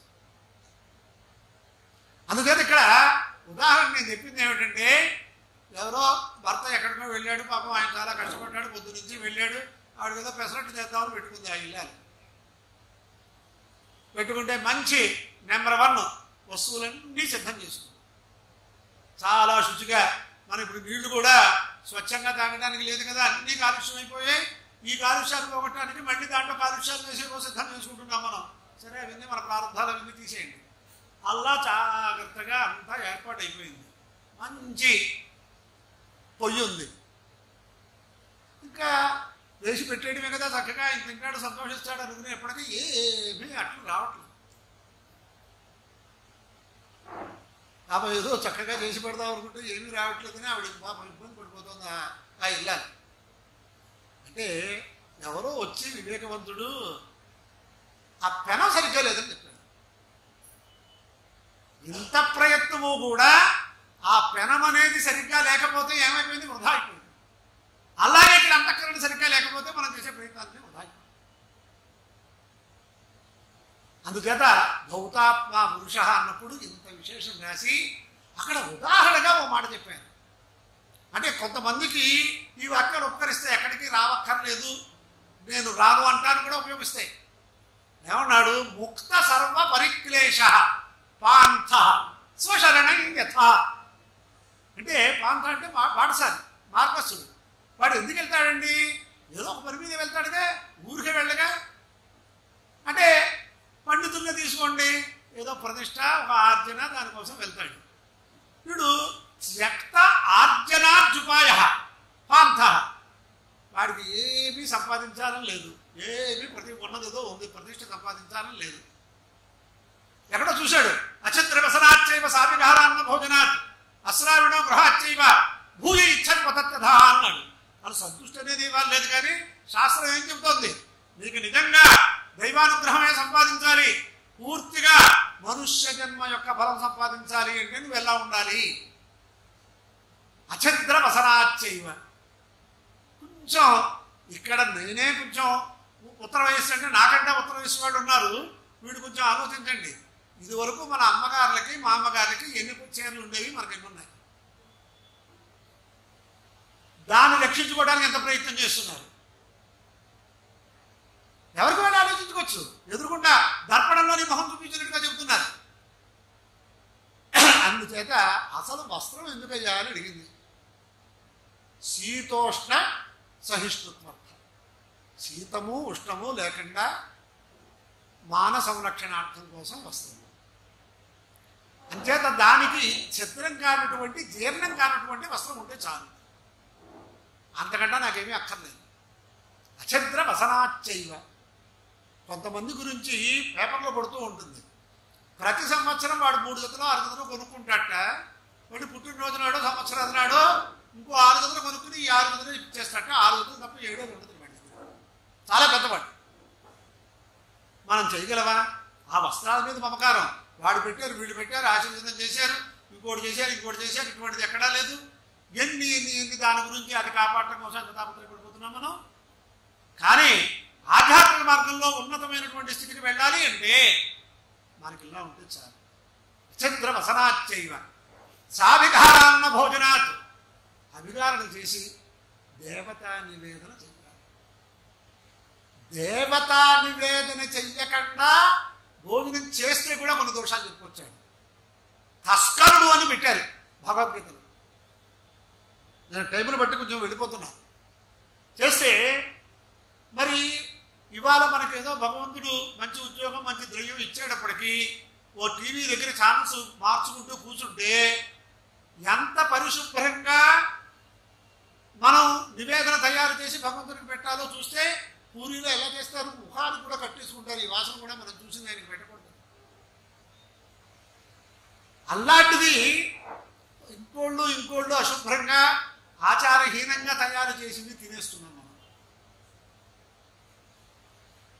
మరి దానివల్ల ఏమిటొస్తుంది మనకి? అందుచేతే అన్నదోషేణ భవేత్ కాలుష్యం చిత్తస్య సర్వదా. భగవన్నివేదన చేయకుండా, భగవన్నివేదన కోసం శుద్ధంగా అన్నం తయారు చేయకుండా ఉన్నదేదో ఆత్మారాముడిని కాపాడుకోవడానికి మనం తినేస్తే ఈ ఆంతర్యానికి ఎప్పుడూ కూడా చిత్తానికి మాలిన్యం వచ్చేస్తుంది. కలుషీకృత చిత్తానాం ధర్మ సమ్యక్ నామభాసతే. ఎంతలా చెప్పారో చూడండి. అటువంటిది ఇదివరకు ఎంతటి వాళ్ళైనా ఎంత ఐశ్వర్యాన్ని సంపాదించినా భగవంతుడి నివేదన చేయడం కోసం, భగవత్ పూజ చేయడం కోసం శ్రమ అనుకున్న వాడి ఇల్లాలు కానీ యజమానులు కానీ లేరు. ఇవాళ మనకు డబ్బు పెరిగిపోయాక ఈ మధ్యన కాశీ నుంచి ఒకళ్ళు వస్తే అసలు మనం బయటికి వెళ్ళి ఏమీ మాట్లాడే పరిస్థితి కాదు అని ఒక నిర్ణయించుకున్నాం. కారణం, ఎవరైనా వెళ్ళిపోతే కాశీలో ఆన్లైన్లో డబ్బు కట్టేస్తే వాళ్ళు ఆన్లైన్లో వీళ్ళ గురించి గోత్రాలు చెప్పేసి ఆ కార్యక్రమం చేస్తున్నారు. వీడు జీవితంలో అది చెయ్యనంతకాలం వీడు అస్పృశ్యుడు. అస్పృశ్యుడు అంటారుగా. ఈ తల్లిదండ్రుల యొక్క ఆ ద్వాదశ దిన కార్యం చెయ్యకపోతే ఆ చేసేదాకా వీడు దేనికి పెరిగింది. అందుచేతే మహర్షులు కలియుగంలో ప్రాణానాం అస్థిరత్వ. ఈ కలియుగంలో మనం నమ్మలేము. ఇవన్నీ కూడా కలి వైపరీత్యాలు. పెద్దలు ఉండంగా, అగ్రజులు ఉండంగా అనుజుకోవడం అనేది కలి వైపరీత్యం. చివరికి రామాయణంలోనే అటువంటి వైపరీత్యం శంభుకుడి విషయంలో వస్తే కూడా దాన్ని ఎలా పరిష్కారం చేశారో మనకు తెలుసు. అందుచేత ఇలాంటి స్థితిలో ద్రవ్యం ఉంది కదా, మాకు ప్రాజెక్టులో ఉన్నాం కాబట్టి మేము చేయకుండా మీరు చేసేస్తే సరిపోతుంది అంటే ఎలా ఉంది లోపల? ఇప్పుడు మనం ఎవరైనా వెళ్ళొచ్చా? వాళ్ళు కనిపిస్తే మనం వాళ్ళతో మాట్లాడచ్చా? చేత ఇలాంటి స్థితిలో ఇక్కడ మనం ఏమిటి ఆలోచించాలి? మనం చేయవలసినటువంటి కర్తవ్యాన్ని చేయడానికి ఎప్పుడు కూడా ఉద్యుక్తులుగా ఉండాలి. సాభిధారాన్న భోజనాత్, అభికరణం చేసి ఆ అన్నాన్ని భగవంతుడికి నివేదన చేసి అది భర్తకి తనకి పిల్లలకి వినియోగం చేస్తే ఆ ఇల్లు ఎంత ఆనందంగా ప్రశాంతంగా ఉంటుందో ఎవడైనా అసలు ప్రయోగం చేసి చేసాడే. ఒక 40 రోజులైనా కావాలంటే అయ్యప్ప దీక్షలు 10 ఏళ్ళకి ఇల్లు విడిపోతారు. మన ఇంట్లో మన పెద్దలు ఉన్నట్టుగా పవిత్రంగా ఉన్నామా? దేనికోసం మనం తాపత్రయపడుతున్నామో మనకు తెలియట్లేదు. మళ్ళీ ఏదైనా ఒక ఆవిడ పాపం ఒక మహా భక్తురాలు అంటే అగ్నిలో నడిస్తే దేవుడు కనిపిస్తాడని ఎవరో చెప్పిన అగ్నిలో నడిచేసింది ఆవిడ. కానీ చాలా తెలివైన ఆవిడ ఒకసారి కాపం ఆ వ్యామోహంలో ఎలా ఉంటుందంటే ఎలకలు కొట్టేసేయండి, నా పట్టు చీర పక్కనున్న మామూలు చీర కొట్టలేదు అని ఆవిడ బాధపడిపోయింది. ఎలక్క ఏమన్నా పట్టు చీర మామూలు చీర తెలుస్తుందా? అంచేది ఏంటి, ఆ వస్తువు మీద ఏదో అమ్మగారు పెళ్లిలో ఇచ్చారో ఎక్కడ ఇచ్చారో అది పోయిందనే బాధతోటి పక్కనున్న 3 చీరలు ఉన్నాయి, నా చీర కొట్టేసిందంటే ఎలా కుదురుతుంది? అంటే వస్త్రం ఎందు కూడా వ్యామోహం ఉంది. ఇంకా దాన్ని భక్తిగా అన్వయం చేసుకుంటున్నాము. యదా అచంద్ర వసనాచైవ సాభిధార, అభికరణం చేయకుండా నివేదన చేయకూడదు. యదాజ్ఞే నాణ్యాన్ని హవీగుష్యభిఘారయతి, అన్య హవిస్సులన్నీ కూడా ఆజ్ఞ చేతన విచారణ చేస్తారు. మరి ఆజ్ఞానికి వివరణ అయితే కూడా వేదం ప్రశ్నించింది. అథకేనాజ్యమితి, ఆజ్యం పరిశుభ్రం అవుతాయి, ఈ ఆజ్ఞంతో ఆ పదార్థాలు పరిశుభ్రం అవుతాయి. ఈ ఆజ్యమే మీరు పరిశుభ్రం చేయకుండా ఎందుకు చేస్తున్నారు అంటే మేము చెబుతున్నాం ఆయన కంగారు పడుకోకండి అని. ఏది సత్యేనేతి బ్రూయాత్ చక్షుర్వై సత్యం, ఆ మన ఒక మంత్రం చెప్పి ఆ చక్షుస్సులతో అది చూస్తే అది శుద్ధమైపోతుంది. అందుచేత అభికరణం చేసి దేవతా నివేదన చేసి మనం స్వీకరించడానికి ఉంటే మనకు చాలని అనుకోవాలట. అందుచేత ధర్మసింధువులో అనుష్ఠాన మార్గంలో ఉండేవాడు ఇంట్లో ఎన్ని రోజులకి సరపడే ద్రవ్యం ఉంటే తర్వాత గృహాత్ బహిహి వెళ్ళక్కర్లేదని కూడా చెప్పవచ్చు. ఎన్ని రోజులు ఉంటే వాడు వెళ్తే దోషం కూడా చెప్పుకోవచ్చు. మరి ఇవాళ అందరూ ఎవరికి వాళ్ళు ప్రశ్న చేసుకోవచ్చు. వాళ్ళ రిటర్న్ ఎలా ఉన్నాయో ఇలాంటి శివప్రసాద్ గారు వాళ్ళకి తెలుస్తాయి, నాకు తెలియదు కదా. అందుచేత ఇక్కడ మనకి ఏం చెప్పారంటే అభిధారాన్న భోజనాత్, అటువంటి భోజనం చాలు. ఇక్కడ ఇంకొక విశేషం కూడా ఉంది. మనం భగవత్ అనుగ్రహంతో ప్రాప్తించినటువంటి భోజనం ఎందు నిరసన భావంతో చూడకూడదు. అయ్యో వాళ్ళందరూ వెండి కంచాలను అక్కడ బ్రహ్మాండమైన అమూల్యమైన వస్తువులతో పదార్థాలతో ఉండే భోజనం చేస్తున్నారు, నేను ఇదే చేస్తున్నాను అంటే రేపు వివాహ సంస్కారంలో చెప్తాను ఆ విషయాన్ని. మనదేమీ లేదు. మనకి ఈ శరీరాన్ని కాపాడటానికి భగవంతుడు ఇచ్చింది ప్రసాదంగా స్వీకరిస్తేనే మన మనస్సు ప్రశాంతంగా ఉంటాం. అస్రావిడో గృహాచైవ, ఎన్ని అంతస్తులు ఎటువంటి ఉన్నాయని చెప్పలేదు శాస్త్రం. సూర్యుడు చంద్రుడు పర్జన్యుడు ఇంట్లోకి రాకుండా ఉంటే చాలు. ప్రసంగవశాత్తు ఓ మాట చెప్తున్నాను. వడలి లక్ష్మీనారాయణ శాస్త్రి గారిని పిఠాపురం సంస్థానంలో పెద్ద వేదార్థ పండితులు, వ్యాకరణ శాస్త్రంలో కూడా చాలా నిష్ణాతులు. బ్రహ్మశ్రీ ఉప్పునూరు గణపతి శాస్త్రి గారికి పరీక్షాధికారి. వాడాలి లక్షబ్బాయి శాస్త్రి గారు అని ఆయన పేరు, లక్ష్మీనారాయణ శాస్త్రి. ఆయన దగ్గర ఎవరు పుస్తకం పెట్టుకుంటే వాళ్ళందరూ చాలా అభివృద్ధిలోకి వచ్చేసారు. చేస్తే ఈయన చూసేటప్పటికి ఇంకా వృద్ధాప్యం వచ్చేటప్పటికి ఎక్కువ పరిస్థితుల వల్ల వాళ్ళ ఇంట్లో కూడా ఇల్లు కూడా శిథిలమైపోయింది. ఆయన దగ్గర చదువుకున్న వాళ్ళందరూ మేడల మిద్దులు పెట్టేసుకున్నారు. వీళ్ళందరూ వెళ్ళి గురువు గారు ఒక్క అవకాశం ఇవ్వండి, ఆయన సింహస్వప్నం ఆయనంటే ఇల్లు మారుస్తామంటే, ఇది నేను ఆనందంగా అనుభవిస్తున్నాను అయ్యా, నా ఇల్లు మీరు ఎందుకు మారుస్తారు? అకించజ్ఞం విదుషాంధనం.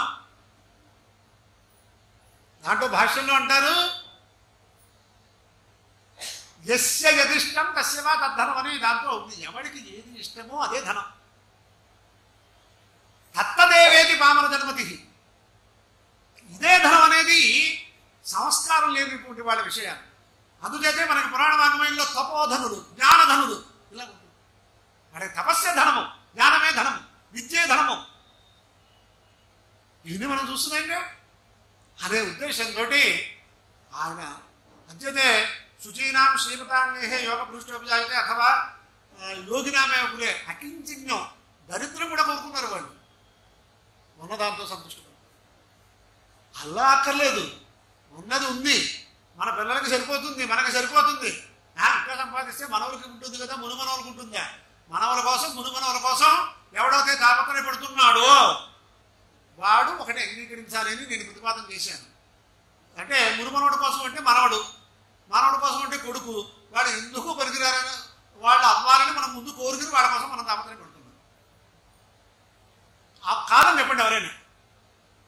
వాళ్ళు అభివృద్ధిలోకి వచ్చి వాళ్ళ సంసారాలు వాడు చేసుకొని ఎంతవరకు వృద్ధస్థావత్యంత. కొంతమంది అన్నట్ట, నేను శంకరాచార్య స్వామి వారి చెప్పినట్టు చేస్తున్నాను. ఆయన హేళనగా జాలిగా మాట్లాడిన మాట, బాలస్థావత్ క్రీడాసక్త, తరుణస్థావత్ తరుణీసక్త, వృద్ధస్థావత్యంతాసక్త, మరే బ్రహ్మణి కోపినసక్త అని ఆయన చెబితే ఆయన వృద్ధస్థావత్యంతాసక్త చిత్తం ఉండమని చెప్పారు కదా అంటున్నాడు. అంటే వైపరీత్యం అన్నమాట. కొంతమంది మనకి చాలా అధిక జ్ఞానం ఉంది అనుకుని వాళ్ళ అన్వయాలు ఎలా ఉంటాయంటే, నాప్సు మూత్ర పురీషం కుర్యాత్ నిశ్చీవేత్ నా వివసనస్తాయాత్ అని అరుణ పాఠనంలో అరుణ ప్రపాఠనంలో కొన్ని మంత్రాలు ఉంటాయి. ఇక్కడ చిత్రంగా ఒక అన్వయం చేసేయచ్చు. నా అప్సు మనం నీళ్లలోకి వెళ్ళినా మనకి ఏ మాత్రం అర్జెంట్ అయినా అక్కడ మాత్రం మూత్ర పురుషాలు చేయకూడదు. ఇది దీని అర్థం. ఎందుచేత దాంట్లో కూడా అగ్ని ఉంటాడు. దివస్పరి ప్రథమం యజ్ఞే అగ్నిరస్మద్వితీయం పరిజాత వేద తృతీయమప్సు. నీడలో కూడా ఉంది, బడబాడలాగి ఉంది. అందుచేత అక్కడ మాత్రం మీరు ఇప్పుడు అన్నీ ఎలా ఉన్నాయంటే, మా రాజమండ్రికి కూడా పట్టినటువంటి దౌర్భాగ్యం అదే సౌభాగ్యం అనుకుంటున్నారు వాళ్ళు. ఒక పడవ తీసుకుని అక్కడ ఏవో పదార్థాలు కొనుక్కుని దాంట్లో తింటూ ఉమ్మేసుకుంటూ ఒకసారి పడవలో షికారు చేస్తున్నారు. అసలు గోదావరి యొక్క మహాత్మ ఏమిటి, వీడు చేసేది ఏమిటి? అలాగే సముద్రంలో. అందుచేత ఇది ఈ ప్రకారంగా చెబితే వాళ్ళకి కావలసిన అర్థం కావాలిగా ఎవరికైనా. ఇక్కడ నా అనేది హ్రస్వాంతంగా కాకుండా దీర్ఘాంతం తీసేయండి. నా అప్సు హ్రస్వాంతమైన దీర్ఘాంతమైన రూపం ఒకటే. ద్వే హ్రస్వే ద్వే దీర్ఘే దీర్ఘ హ్రస్వే వా హ్రస్వ దీర్ఘే వా దీర్ఘమాపద్యతే అంటుంది ప్రాతిశాఖ. రెండు హ్రస్వాలు దీర్ఘం అవుతాయి, ఒక హ్రస్వము ఒక దీర్ఘము దీర్ఘం అవుతాయి, రెండు దీర్ఘాలు దీర్ఘమే అవుతాయి. సవర దీర్ఘ సంధి. మరి ఇక్కడ నా అప్సు అంటే ఏమన్నాడు? నా అంటే తృచు చేసి నా నరవ నరహ, నా అప్సు మూత్ర పురుష పుర్య. ఎంత విరుద్ధార్థం చెప్పొచ్చండి ఒకే దాంతో. అలాగే చమత్కారాలు మనకి ఓసారి మధ్యలో కాస్త అనుకోవాలి అంటే, పాతువో గిరిజామాత యస్య ద్వాదశలోచన. మనందరినీ కూడా ఎవరైతే 12 కళ్ళవాడు ఉన్నాడో ఆయన మనం రక్షించుకో, మిమ్మల్ని అందరినీ రక్షించుగా కానీ ప్రార్థన చేసేది ఇలాంటి కవీశ్వరుడు.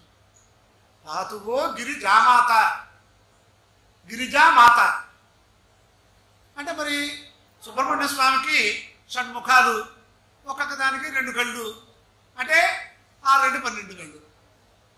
ఆయనకి గిరిజామ అమ్మవారు తల్లి సరిపోయింది. తథైవ గిరిజామాత ద్వాదశార్థార్థలోచన అన్నాడు. తథైవ గిరిజామాత ఏమిటండి ఇక్కడ అంటే గిరిజామాత. ఇక్కడ తత్పురుష సమాసం, షష్ఠీ తత్పురుష. అక్కడ గిరిజామాత వ్యస్త పదాలు. గిరిజామాత అంటే అక్కడ అమ్మవారు తల్లిగా కలిగినటువంటి కుమారస్వామి.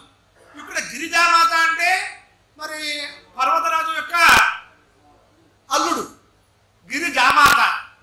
ద్వాదశార్థార్థలోచన అంటే అక్కడ 12 కళ్ళు అన్నాడు, దాంట్లో అర్ధ భాగం చేయండి 6 కళ్ళు, దాంట్లో ఇంకో అర్ధ భాగం చేయండి 3 కళ్ళు. చమత్కారం చేయొచ్చు, ఎన్నైనా చేస్తారు. కవిత్వాలన్నీ కూడా ఆహ్లాదంగా సంస్కృత జ్ఞానం ఉన్న వాళ్ళకి వినడానికి ఎందుకు వస్తున్నారు, ఎందుకు చేస్తున్నారంటే దీనికోసమే అని ఈ ప్రకారంగా దేనికైనా మనం పూర్వపక్షం కింద విమర్శ కింద మాట్లాడచ్చు. కానీ ఆ విమర్శ కూడా సహేతుకం కాకపోతే నిర్హేతుకంగా చేస్తే దానికి అనేక దోషాలు చెప్పొచ్చాడు ధర్మశాస్త్రంలో. తెలిస్తే తెలిసినట్టు చెప్పు, లేకపోతే నోరు మూసు కూర్చో, వికటార్థాలు చేయొద్దు అని చెప్పారు.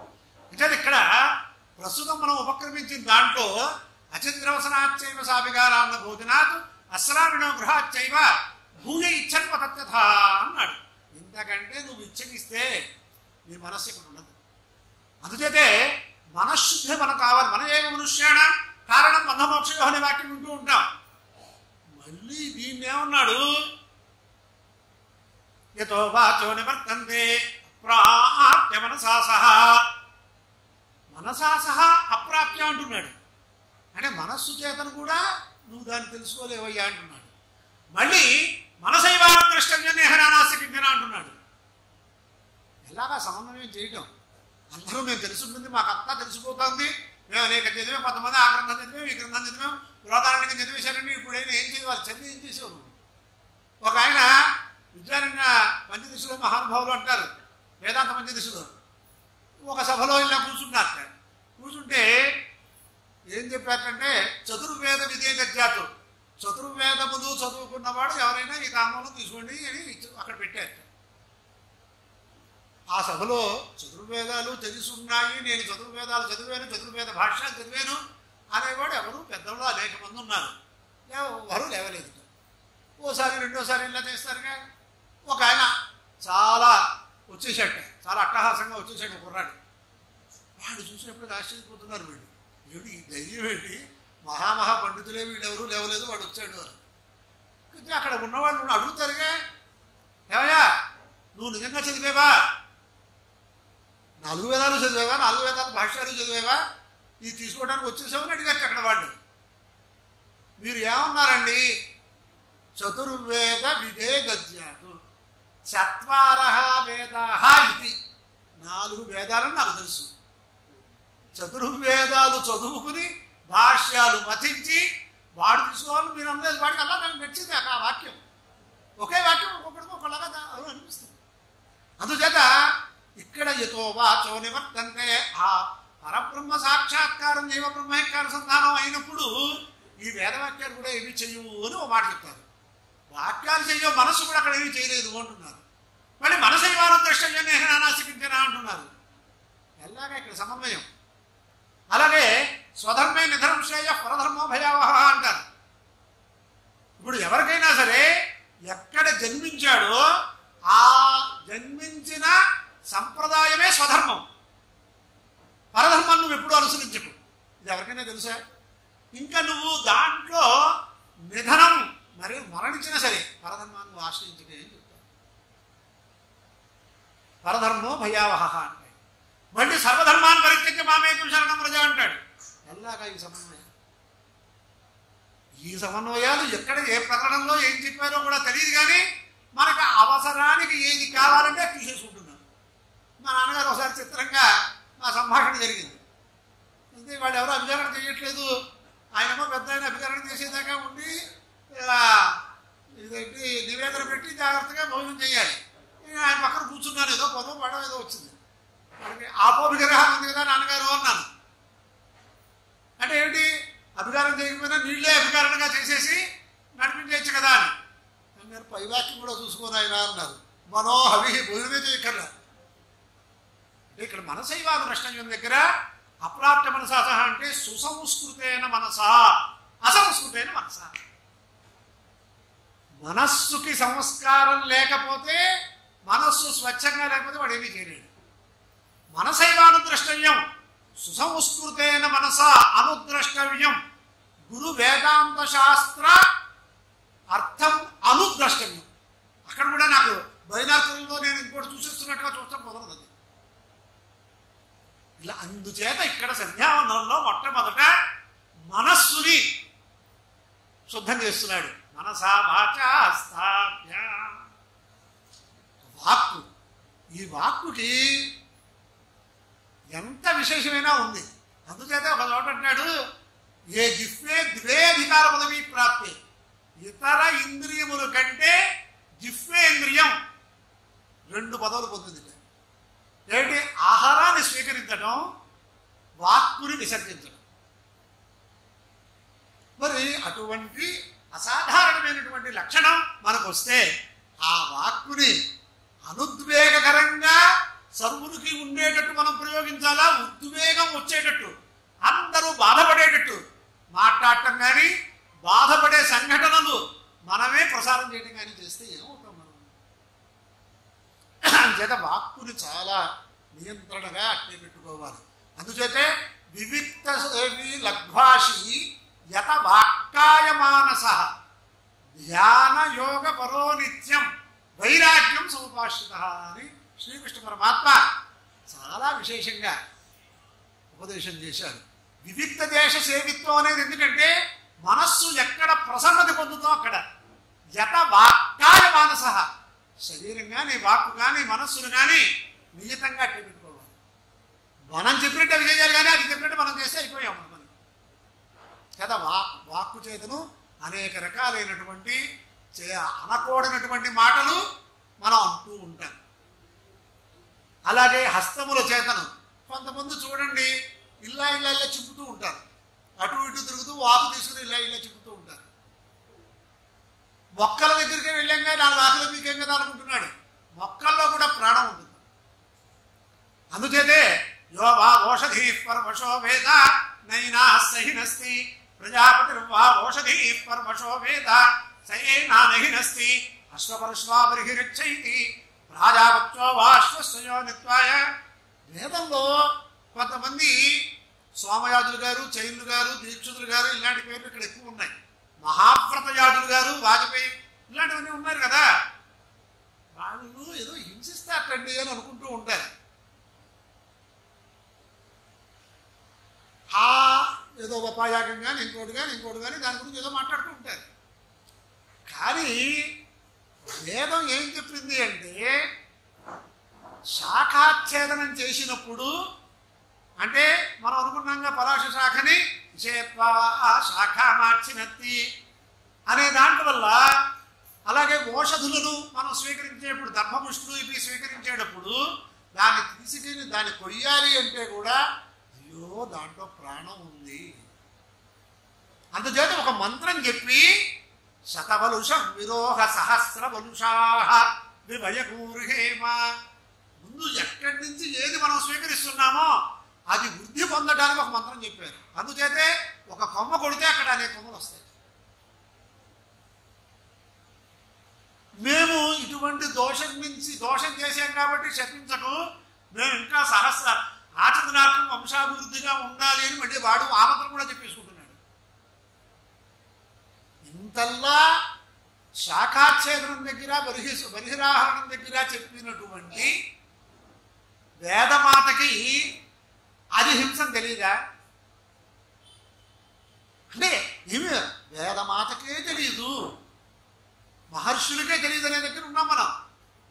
అంటే అక్కడ ఏం చెప్పారు అంటే, కొన్ని సందర్భాల్లో వేదశాస్త్రాలు చెప్పినటువంటి హింస అహింస, వేదశాస్త్రములు నిషేధించినటువంటి హింసే హింస అని నిర్ణయం చేశారు. ఇది ఎవరికైనా తెలుసా? ఎంత కారుణ్య దృష్టి అండి! శత్రువులను మన మహర్షులు ఏం చేశారు? చార్వాకాదులు ఎవరైనా మనం నడిచే మాటకి భిన్నంగా మాట్లాడితేనే మనం తట్టుకోలేము. చార్వాకాదులు యావజ్జీవం సుఖం జీవేత్ రుణం కృత్వా గృహం పిబేత్ భస్మీభూతస్య దేహస్య పునరాగమనం కుతః అని చాలా అందరూ ఇక్కడ దాకా రావక్కర్లా, ఎక్కడికి వెళ్ళక్కర్లా. వాళ్ళ ఒక్క ఉపదేశం వింటే యావజ్జీవం సుఖంగా జీవనం చేయండి. కాదండి నాకు ద్రవ్యం లేదు, రుణాలు చేసేయండి ఎక్కడ పడితే అక్కడ. రుణం కృత్వా ఘృతం పిబేత్, అయినా ఘృతోపరక్షితమైన సర్వ విషయాలు అనుభవించేసి. కాదండి మాకెవరో చిన్నప్పుడు ఎవరో పెద్దల మహానుభావులు మా గురువుగారు చెప్పారు, మనం వాడి దగ్గర రుణం తీసుకుంటే మళ్ళీ వాడితో కుక్కగానో పిల్లిగానో కుట్టి మనం రుణం తీర్చుకోవాలరా బాబు, రుణాలు అట్టి పెట్టుకోతుంటున్నారు. అలాగే జాయమానో వై బ్రాహ్మణ స్త్రీ రుణభాజాయతే బ్రహ్మచర్యేణ ఋషిభ్యో యజ్ఞేన దేవేభ్య ప్రజయాపితృభ్య ఇలాంటివి అనేకం ఉన్నాయి. అందుచేత ఆ మాటలు మీరు నమ్మద్దు. భస్మీభూతస్య దేహస్య పునరాగమనముత, ఇక్కడ భస్మం అయిపోతుందిగా ఈ దేహం. వాళ్ళు ఏదో చెప్తూ ఉంటారు, హాయిగా మీరు జీవించాడు తలకాయలు పొగొట్టేయండి అన్నట్లుగా వాళ్ళు చేసిన వాక్యాలు కూడా స్వీకరించి సమాధానాలు చెప్పారండి. ఎవరు గొప్పవారు? శంకరాచార్య స్వామి వారు, శంకర మఠం జగద్గురువులు, ఇలా మనం పిలుచుకుంటూ ఉంటే ఆయన ఎటువంటి ప్రక్రియకి సిద్ధపడ్డారో తెలుసుకోండి. ఆ నృసింహస్వామి దయ వల్ల మనకు ఉన్నారు. ఆయన మనకు ఆ ప్రసాదత్రయం ఉంది. ఆయన ఏం చేశారు? కాపాలికుడు వచ్చాడు శ్రీశైల పర్యటనలో. వచ్చి నేను చేసినటువంటి ఉపాసనకి ఒక మహారాజు యొక్క శిరస్సును కానీ లేదా యతీశ్వరుడు శిరస్సును కానీ నేను అక్కడ బలిగా ఇవ్వాలి. మహారాజుల శిరస్సు నా వల్ల కాదు, మీరు అంతే దేహం మీద మమకారం లేదు కదా మీకు, అని మీ శిరస్సు నాకు కావాలంటే ఎవరైనా అలా అడిగిన వాళ్ళతోటి ఎలా వ్యవహరిస్తారో చెప్పండి. మహానుభావుడు ఆయన. దాని ద్వారా లోకానికి ఒక సందేశం కలగాలి. ఆయన ఏం చెప్పారంటే, అమ్మా ఎంత ఉపాసన చేసేవయ్యా, దానికి నా శిరస్సు పనిచేస్తుందా, సరే ఇచ్చేద్దాం, ఎప్పుడు పెట్టుకుందాం ముహూర్తం అన్నట్టు. ఎవడైనా అనగలడా?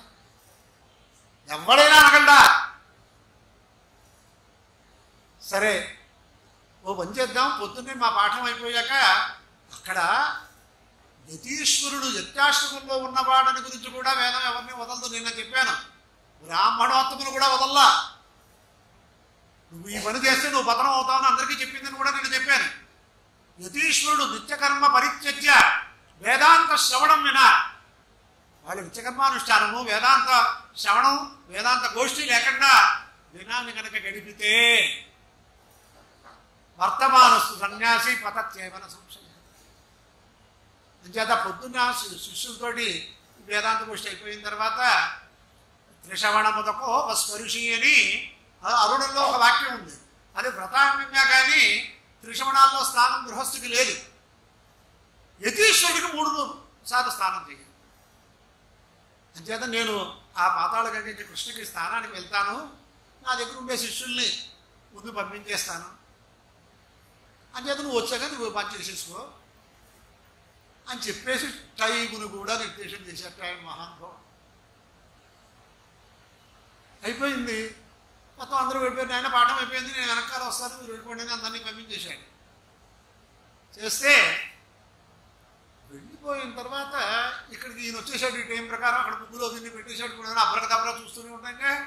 అవన్నీ చూడటానికి కూడా మనం స్థిరపడిపోతున్నాం హాయిగా సీరియల్స్లో. ఇంకెవరకు అస్తాబల గుడికేగా పద్మపాదుడు. ఆ పద్మపాదాచార్యుల వారు ఈయన దగ్గరికి రానప్పుడు అహోబలం అహోబలం అంటాం మనం. అక్కడ నృసింహోపాసన చేసి నృసింహ సాక్షాత్కారం పొంది నీకు ఎప్పుడు కావాలంటే అప్పుడు వచ్చి నీ కార్యాన్ని చేసి పెడతారని వరం పొందాడు ఆయన. పద్మపాదాచార్యుల వారు వచ్చేటప్పటికి ఇంకా చెట్టు చివరికి ఆయన హాయిగా ధ్యానమగ్గుడై ఉన్నాడు. ఇంకా శిరస్సు ఖండనం చెయ్యాలి. ఈ స్థితి చూసిన వెంటనే నృసింహస్వామిని వరం ఇచ్చాడుగా, ఆ వరాన్ని స్వీకరించి ఆయన శిరచ్ఛేదనం చేసేటట్టు ఆ నృసింహుణ్ణి శాంతపరచడానికి మన శంకరాచార్య స్వామి వారు ప్రార్థించారు. విని ప్రతిమా విషయాలు అందరికీ తెలుసు. అంటే ఇక్కడ మనకు కావలసిన విషయం ఏమిటంటే శిరస్సును కూడా ఇవ్వటానికి తాపత్రయపడ్డారు. అద్వైత సిద్ధాంతాన్ని లోకంలో పూర్తిగా కర్మఠులుగా ఉండిపోతే జగత్తుని పవిత్రం చేసేవాళ్ళు లేరనే ఉద్దేశంతో ఈ యత్యాశ్రమము అద్వైత తత్వం కూడా చాలా విశేషంగా ఉండాలనే తాపత్రయంతో ప్రయత్నం చేసినటువంటి శంకర భగవత్పాదాచార్యుల వారు మండల విషయం దగ్గరికి వెళ్ళారు. కథ తెలుసు. అక్కడ ఏమిటి పందెం కాశారు? నేను ఓడిపోతే నువ్వు ఆశ్రమం స్వీకరించాలి, నేను ఓడిపోతే నేను ఆశ్రమాన్ని వదిలేస్తాను, నీ ఆశ్రమంలోకి వస్తాను, నువ్వు ఓడిపోతే ఆశ్రమంలో వదిలేస్తాను. మళ్ళీ అక్కడ ఎవరిని పెట్టారు మధ్యవర్తిగా? ఆ సరస్వతీదేవి అవతారం. మరి ఇన్ని ఏమిటి చూస్తే అద్వైత స్థాపనం కోసం అన్న ఒక యతీశ్వరుడు భాగవతంలో చెప్తారు. ఒక యతీశ్వరుడు యొక్క గొప్పతనం ఇక్కడ చెబుదామంటే అయిపోయింది. నిజంగా చాలా టైం ఉంది కదా, ఏదో చెబుదాం అనుకున్నాను. ఆ భాగవతానికి ఏకాదశ స్కంధానికి బ్రహ్మానంద యతీశ్వరుడు వారిని ఒక వ్యాఖ్యానం, విశేష వ్యాఖ్యానం చేశారు. దాంట్లో యతీశ్వరుడు గురించి చెబుతూ శ్రీకృష్ణ పరమాత్మ ఉద్ధవుడితో చెప్పినటువంటి విషయాల్లో ఆ యతీశ్వరుడిని నేను అనుప్రజనం చేస్తాను, ఆయన కూడా వెళ్ళటం వల్ల నేను పవిత్రుడవుతానని శ్రీకృష్ణ పరమాత్మ చెప్పాడు. అటువంటి విషయాలన్నీ కూడా లోకానికి ఉపదేశం చేయడానికి వచ్చిన మహనీయులు ఎన్ని కష్టాలు పడ్డారు. మనం ఆ కష్టాలు పడక్కర్లా, వినటానికే ఆచరించడానికే మనకి సంకల్పం రావట్లా, ఆచరించడానికి దేవుడు ఎరుగు, వినడానికి కూడా రావట్లా. అందుచేత ఈ ప్రకారంగా చూస్తే మనం జాగ్రత్తగా పరిశీలిస్తే మన దాంట్లో అనేక అమూల్యమైన విషయాలు ఉన్నాయి. ఇక్కడ మనసా వాచా హస్తాభ్యాం 10 పాదములు ఉన్నాయి. ఈ పాదములతోటే ఏ పనైనా మనం చేస్తాం. ప్రతిష్ఠించే ఈ పాదములు దేవాలయానికి తీసుకెళ్ళచ్చు, లేకపోతే స్వరాపానం కోసం తీసుకెళ్ళచ్చు. అలాగే ఈ పాదముల చేత మహనీయులకి మనం తెలిసి తెలియకుండా తాడనం చేయవచ్చు, ఈ దోషాలు పోవాలి. అలాగే ఉదరకృతమైన దోషం అభక్ష్యములు ఏమిటి, ఏ కాలంలో భోజనం చేయాలని కూడా మనకి శాస్త్రం చెబితే, ఇవాళ లోక మర్యాద లేదు, అర్ధరాత్రి లేదు, అపరాత్రి లేదు, నిషాచంలో ఎప్పుడెప్పుడు ఎలా తింటున్నామో ఎవరికి వాటి కృషి చేసుకోవాలి. ఇవన్నీ ఉదరకృతమైన దోషములు. అలాగే శ్రీకృష్ణ పరమాత్మ సదా బ్రహ్మచారి అని ఆయనకు ఒక పేరుంది. ఎందుకుందంటే ఆయన బ్రహ్మచారి, ఇంతమంది గోపికలతో ఇంతమంది పత్తులతో ఉన్నారని మనకి చరిత్ర ఉంటుంది. అంటే శాస్త్రం చెప్పిన సమయంలో ఎవరైతే ఆ ప్రకారంగానే స్త్రీతో ఉంటారో వాడు సదా బ్రహ్మచారి, సదోపవాసి సదా బ్రహ్మచారి అని. అందుచేత అల్లా కాకుండా మనం స్వేచ్ఛగా కనుక సంచరిస్తే దోషాలు పొందాలి. ఈ దోషాలు పోతే కానీ మనం ఇచ్చే అర్ఘ్యప్రదానానికి ఉపకరించదు అనే ఉద్దేశంతో మన్ని పరిశుద్ధం చేసుకోవటం కూడా సంధ్యావనం వల్లే జరుగుతుంది. మనం చేసినటువంటి ఏదన్నా కృతే పాపం ఏదన్నా కృతి ఉచ్యతే చేసుకుంటే మనం ఆధ్యాత్మిక మార్గంలో ఒక మెట్టు ఎక్కడానికి మనకు అధికారం వస్తుంది. దానికి కూడా సంధ్యావంతమే ఉపకరిస్తుంది. అలాగే అర్ఘ్యప్రదానం గురించి చెప్పుకున్నాం. ఇంకా చివరికి గాయత్రి మంత్ర జపం చేస్తున్నాం. గాయత్రి ఇది గాయత్రి, సర్వుల్ని కూడా రక్షించేది గాయత్రి. అలాగే అందరి బుద్ధి వృత్తుల్ని ఆవిడ ప్రేరేపిస్తుంది. అంటే ఆ మంత్రంలో తప్పుడు పనులు చేసేవాడి బుద్ధి వృత్తులు కూడా ఆవిడ ప్రేరేపిస్తుందిగా. యహ నహ అస్మాకం ధియ బుద్ధివృత్తి ప్రచోదయాన్ని ప్రేరేపి. ఇది ఒక రకమైన ఆక్షేపణ. ఇలాంటి కువిమర్శలు చేసేవాళ్ళు ఉంటారని మహర్షులు దాన్ని ఏం చేశారు, యోదే వస్సవిత అస్మాకం ధియో ధర్మాధిగోచరా, ధర్మాధిగోచరా ధియ, ధర్మ మార్గంలో ఉండే వాళ్ళ యొక్క బుద్ధి వృత్తుల్ని మనం ప్రేరేపించాలి. కానీ అధర్మ మార్గంలో వాళ్ళ గురించి మనం తాపత్రయపడడం ఎందుకు అనేది మనకు అక్కడ కనిపిస్తుంది. అలాగే దాంట్లో వ్యాహృతులు అనేవి కొన్ని ఉన్నాయి. ఈ వ్యాహృతులు ఏమిటి?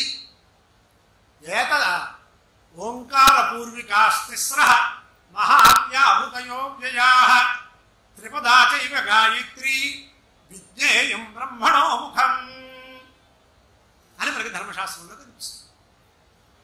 అంటే 3 వ్యాహృతులు, 3 పాదములు, ఇది గాయత్రి మంత్రం. ఈ వ్యాహృతులు గొప్పతనం తెలుసుకోవాలి. ఎలా తెలుస్తుందా గొప్పతనం? ఈ అండపిండ బ్రహ్మాండాన్ని సృజించేటటువంటి పరమాత్మ ప్రజాపతి గారు సభూరితి వ్యాహరతు సభూమి మసృజత సభుభజితి వ్యాహరతు సోంతరిక్షమసృజత ససువరితి వ్యాహరతు సదివమసృజత. ఈ 3 లోకములను ఆయన సృష్టి చేయవలసిన ప్రక్రియలో దేని ద్వారా చేశారు. ఇప్పుడు కూడా ఈ మధ్యన కూడా మీకు తెలుసుంటే కొంతమందికి బిగ్ బ్యాంగ్ థియరీనో ఏదో ఉంది. బిగ్ బ్యాంగ్ థియరీ పెద్ద విస్ఫోటనం వచ్చి కొన్ని కోట్ల సంవత్సరాల క్రితం ఈ సృష్టి ఏర్పడింది అని, అటువంటి విస్ఫోటనం అణువుల చేతను చేయడానికి కొన్ని కోట్లు ఖర్చు పెట్టేస్తున్నారు. అది పరమాత్మ సంకల్పంతో అవుతుంది, వేడి సంకల్పంతో అవుతుంది, అది కూడా తెలియదు వీడికి. అంటే పరమాత్మ ఏ రూపంగా ఆయన ఆ వాక్కులు వ్యాహృతంగా ఎంత ఉచ్చేదంతో చెప్పాడో ఇన్ని లోకాలు ఉద్భవించినట్టు ఉన్నాయి ఆ వ్యాహృతులు. అందుచేతే కొన్ని కొన్ని ప్రాయశ్చిత్తాలకి వ్యాహృతి మంత్ర ప్రాయశ్చిత్తం కూడా ఉంది. ఈ వ్యాహృతి మంత్రాలే మనం ప్రాయశ్చిత్తంగా చేయాలి. మొత్తము త్రిపదా గాయత్రి కూడా అక్కర్లా అని ఈ ప్రకారంగా గాయత్రి మంత్రం యొక్క గొప్పతనం మనకు ఎంతైనా తెలుస్తోంది. ఆ జపం చేశాం. ఈ జపం చేయడం వల్ల లోకంలో వచ్చేటటువంటి శంకలు ఏమిటంటే, నగాయత్రియా పరం మంత్రం నమాతో పరదైవతం. గాయత్రి మంత్రం కంటే గొప్పదైనటువంటి మంత్రం లేదు అంటే అందరూ చేసేయచ్చుగా. ఇంకా కొంతమంది ఆడవాళ్ళకి బోధలు చేసేటటువంటి వాళ్ళు, గాయత్రి మాత స్త్రీదేవత కదా, స్త్రీలు ఎందుకు చేయకూడదు, ఇదండి వీళ్ళ వ్యవహారాలు. అంటే నేను వాళ్ళకి చెప్పాను, గొప్ప మంత్రమే. ఎవరికి గొప్ప మంత్రం? ఈ మందు వేసుకుంటే వాడు లేచి పరిగెడతాడు, హృద్రోగం వచ్చిన వాడు హృద్రోగం నుంచి విముక్తుడవుతాడు అని ఉంది. హృద్దు అనే శబ్దం తీసేయండి. రోగం వచ్చిన వాడు రోగం నుంచి విముక్తుడవుతాడు. హృద్రోగం వచ్చిన వాడికి వేసే మందు మామూలు వాడికి వేయచ్చా? చిన్న చిన్న విషయాలు ఇవి. అందరూ ధరించడానికి ఉంది. ఎవరు ఏ ప్రకారంగా చేయమని చెప్పింది కూడా ఉంది. ఒకటి తీసి ఒకటి పట్టుకుంటా నేను చెప్పుకున్నాగా అర్థం న్యాయం. అంతేత ఆ ప్రకారంగా గాయత్రి మంత్రం యొక్క గొప్పతనాన్ని చెప్పుకోవాలంటే దానికి సప్తాహం కావాలి.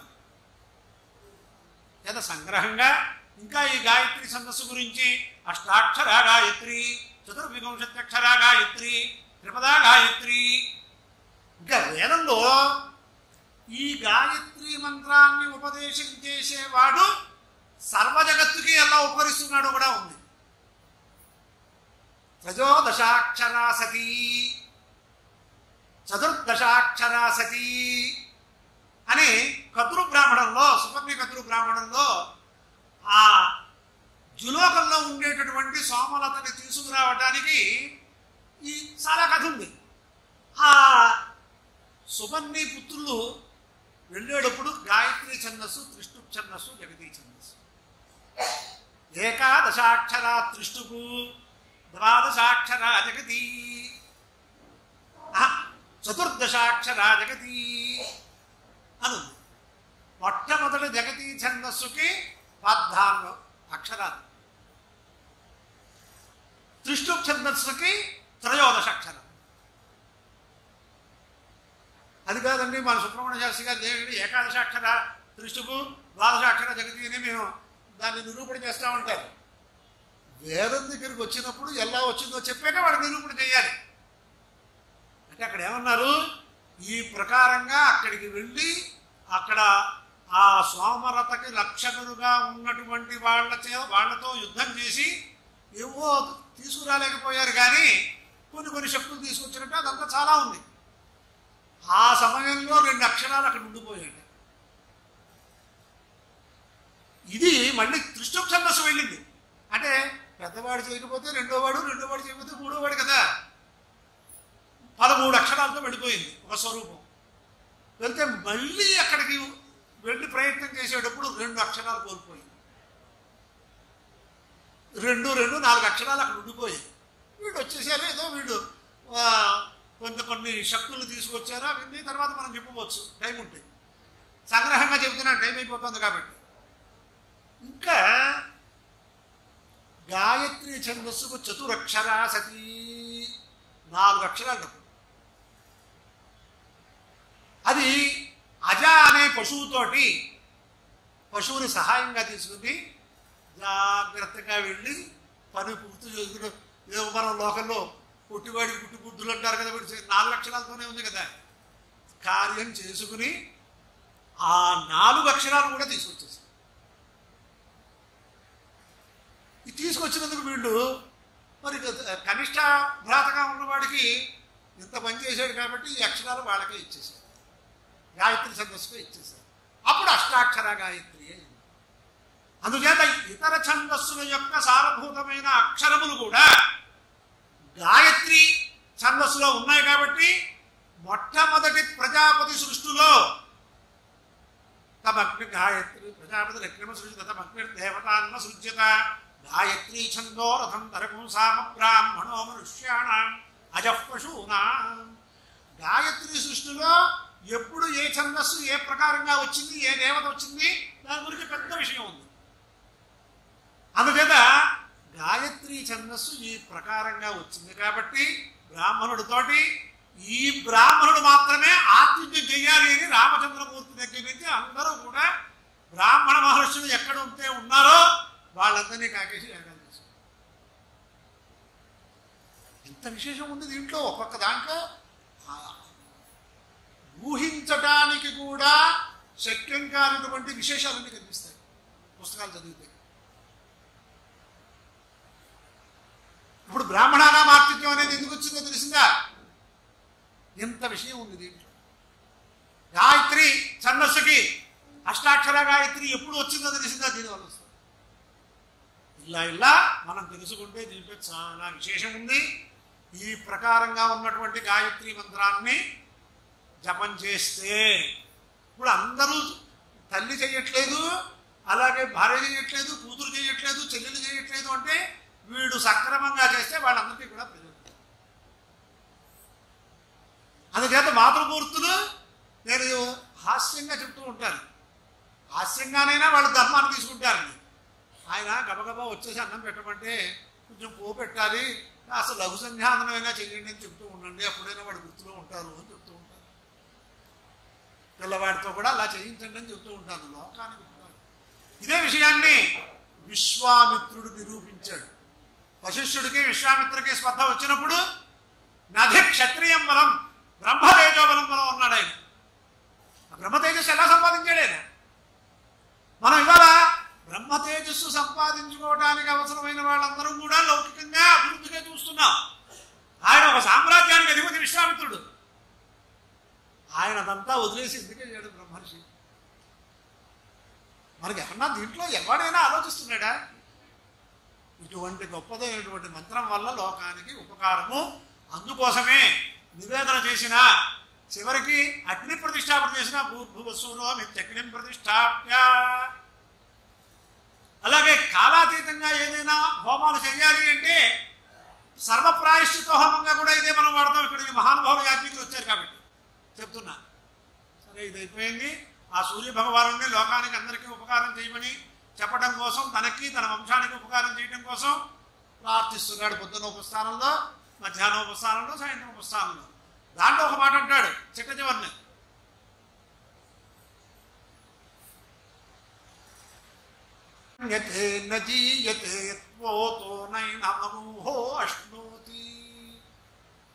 నీ చేతను రక్షింపబడ్డవాడు పాపకర్మలు చేయడయ్యా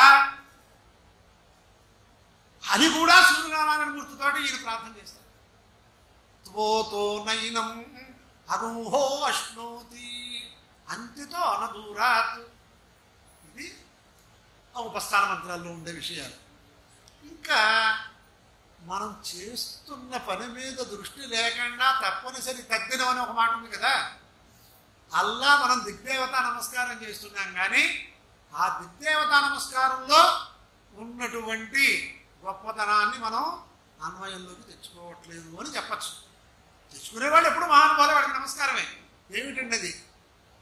నమ ప్రాచ్యై దిశే యాశ్చ దేవతా ఏతస్యాం ప్రతి వసంతి ఏతాభ్యశ్చ నమః అని దిగ్దేవత నమస్కారం చేస్తుంది. ఆ దిగ్దేవత నమస్కారం చేసినప్పుడు 4 దిక్కులు, 4 విదిక్కులు, ఊర్ధ్వము అధోలోకము, అంటే 10 దిక్కులకి నమస్కారం చేస్తుంది. 10 దిక్కులకి. ఈ 10 దిక్కులకి నమస్కారం చేసేటప్పుడు ఏమని చెబుతున్నాడు? ఆ దిక్కుని దేవతలు ఉన్నారు అని చెప్తున్నాడు. లేనివాడికి నమస్కారం చేయడిగా. మరి వీడు నమస్కారం చేసినప్పుడు, ఉపస్థానం చేసినప్పుడు ఉన్న దేవతలు తర్వాత వీడు అకార్యకరణాలు చేస్తున్నప్పుడు వాడి దృష్టిలో ఉండదురా వీళ్ళు? ఈ ఆలోచన ఉందా? ఎప్పుడు సర్వ దిక్కుల్ని ఏ దిక్కులైనా చేయాలిగా వీడు తప్పుడు పని చేస్తే. అంటే పరమాత్మ దృష్టిలో మనం ఉన్నాము అని అనుకున్నవాడు అక్కడ సెక్షన్ మేనేజర్ బాగా చూస్తుంటే కిందవాడు ఎంతలా ఉంటాడు. మనం భయము భక్తి మనం కల్పించుకోవాలి. ఏదో నమస్కారం చేసేస్తే సరిపోతుంది కదా, చేసేస్తున్నాం. దానివల్ల ఫలం ఏం పొందుతున్నాం మనం? అంటే సర్వవిధ యంచా శౌచరోదశి అనే దగ్గర వ్యాఖ్యానంలో ఏం చెప్తున్నారంటే సర్వదేవతా పరిపూర్ణత్వం ఉంది భూమికి. ఇలా ఆలోచించుకుంటే సర్వకాల సర్వావస్థల యందు పరమాత్మ అస్తిత్వాన్ని ఒప్పుకుంటే మన యొక్క మనస్సు, మన యొక్క వాక్కు, మన యొక్క కర్మ ఎలా ఉంటుంది? మనోవాక్కాయుడు అలా మనం ఆలోచించుకుంటే దీని ద్వారా ఫలం పొందుతూ ఇంకా చిట్ట చివరికి దీంట్లోనే అద్వైత తత్వం అంతా ఉంది. సంధ్యావందనంలో శివాయ విష్ణురూపాయ శివరూపాయ విష్ణవే శివస్య హృదయం విష్ణుర్విష్ణోశ్చ హృదయకం శివ యథా శివమయో విష్ణు ఏకం విష్ణుమయ శివ. ఇంతకంటే ఎవరైనా సరే పొందవలసినటువంటి జ్ఞానం ఏముంది అసలు? యథా అంతరన్న పశ్యామి, వీళ్ళిద్దరిలో అంతరం చూడనంతసేపే నాకు శ్రేయస్సు కలుగుతుందని వీడు చెబుతున్నాడు. వీడు చెబుతూ మళ్ళీ విష్ణువు ఎక్కువ, శివుడు తక్కువ, శివుడు ఎక్కువ, విష్ణువు తక్కువ అంటే ఏమంటే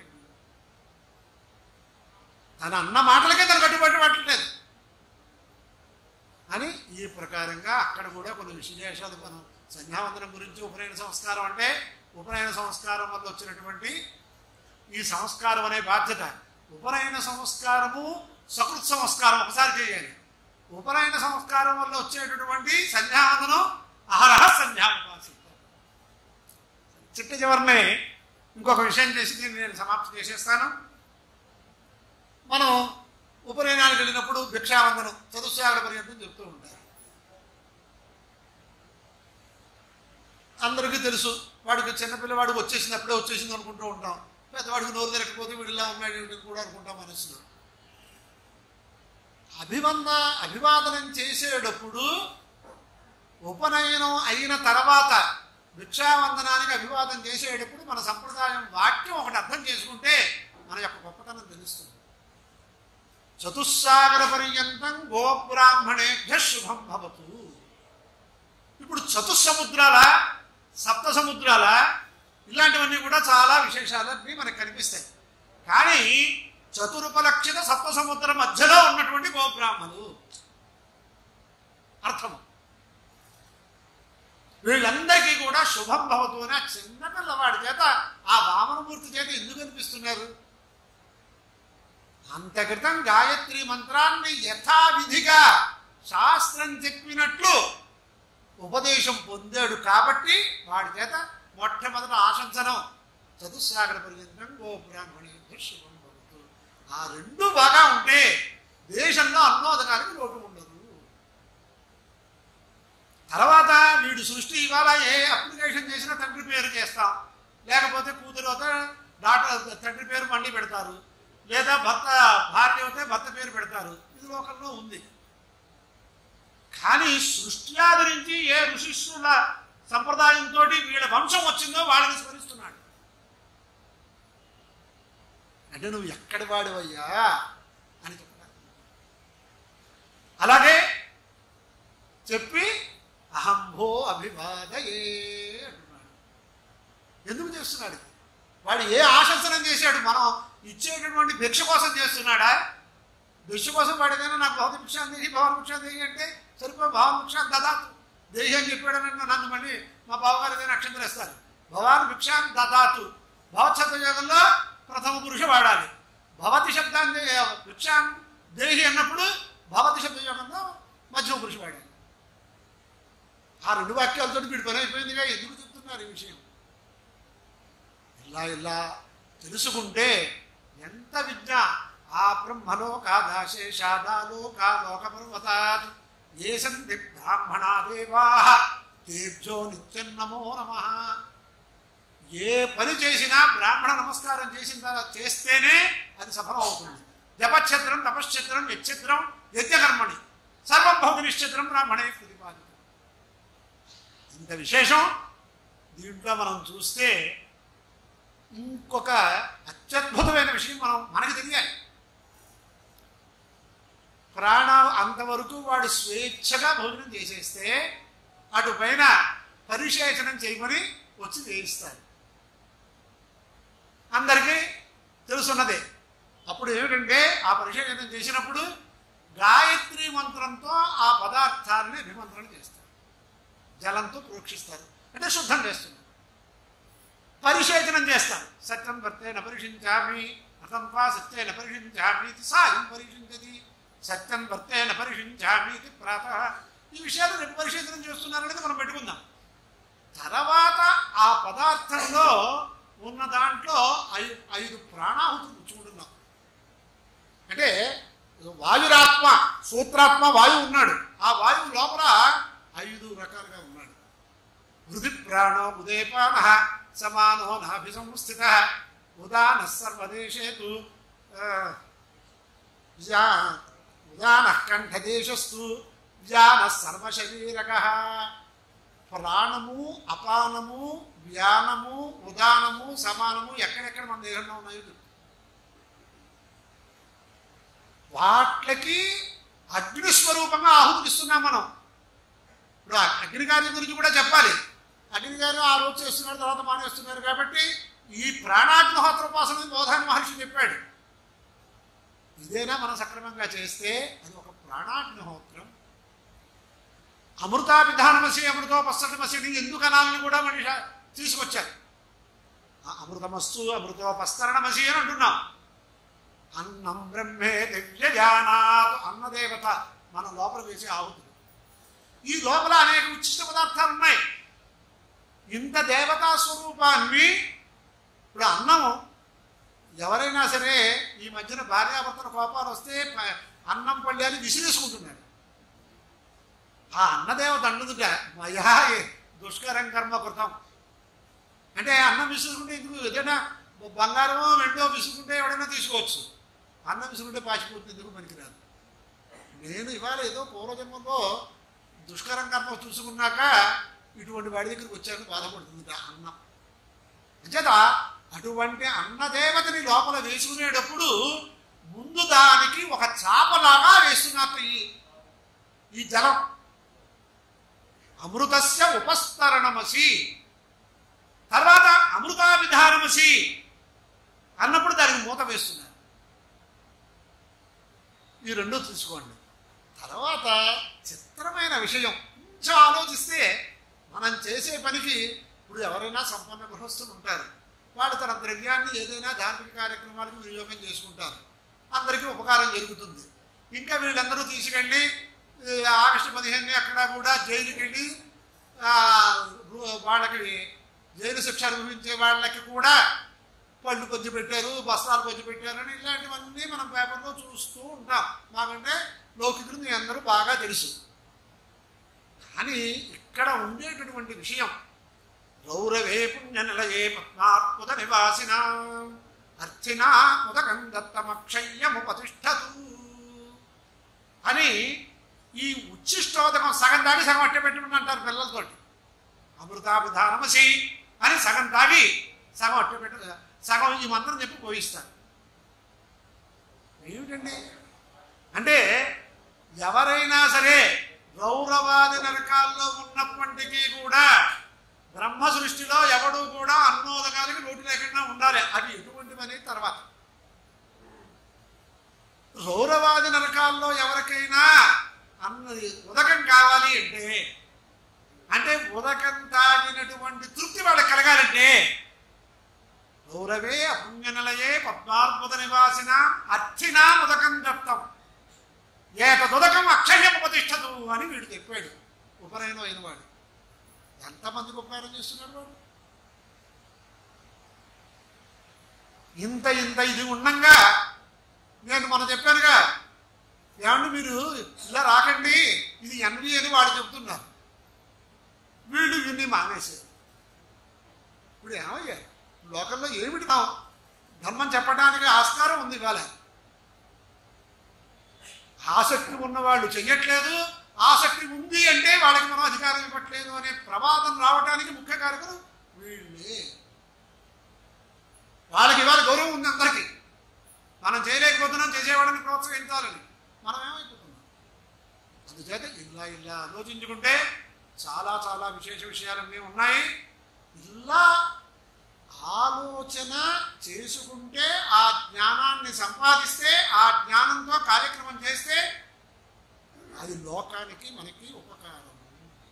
నమో గంగాయమునయోర్మధ్యే ఏ వసంతి తే మే ప్రసన్నాత్మానశ్చిరంజీవితం వర్ధయంతి. ఈ గంగా యమున గోదావరి నది సమీపంలో ఎవరైతే సంధ్యావందనం చేసేటటువంటి మహర్షులు ఉన్నారో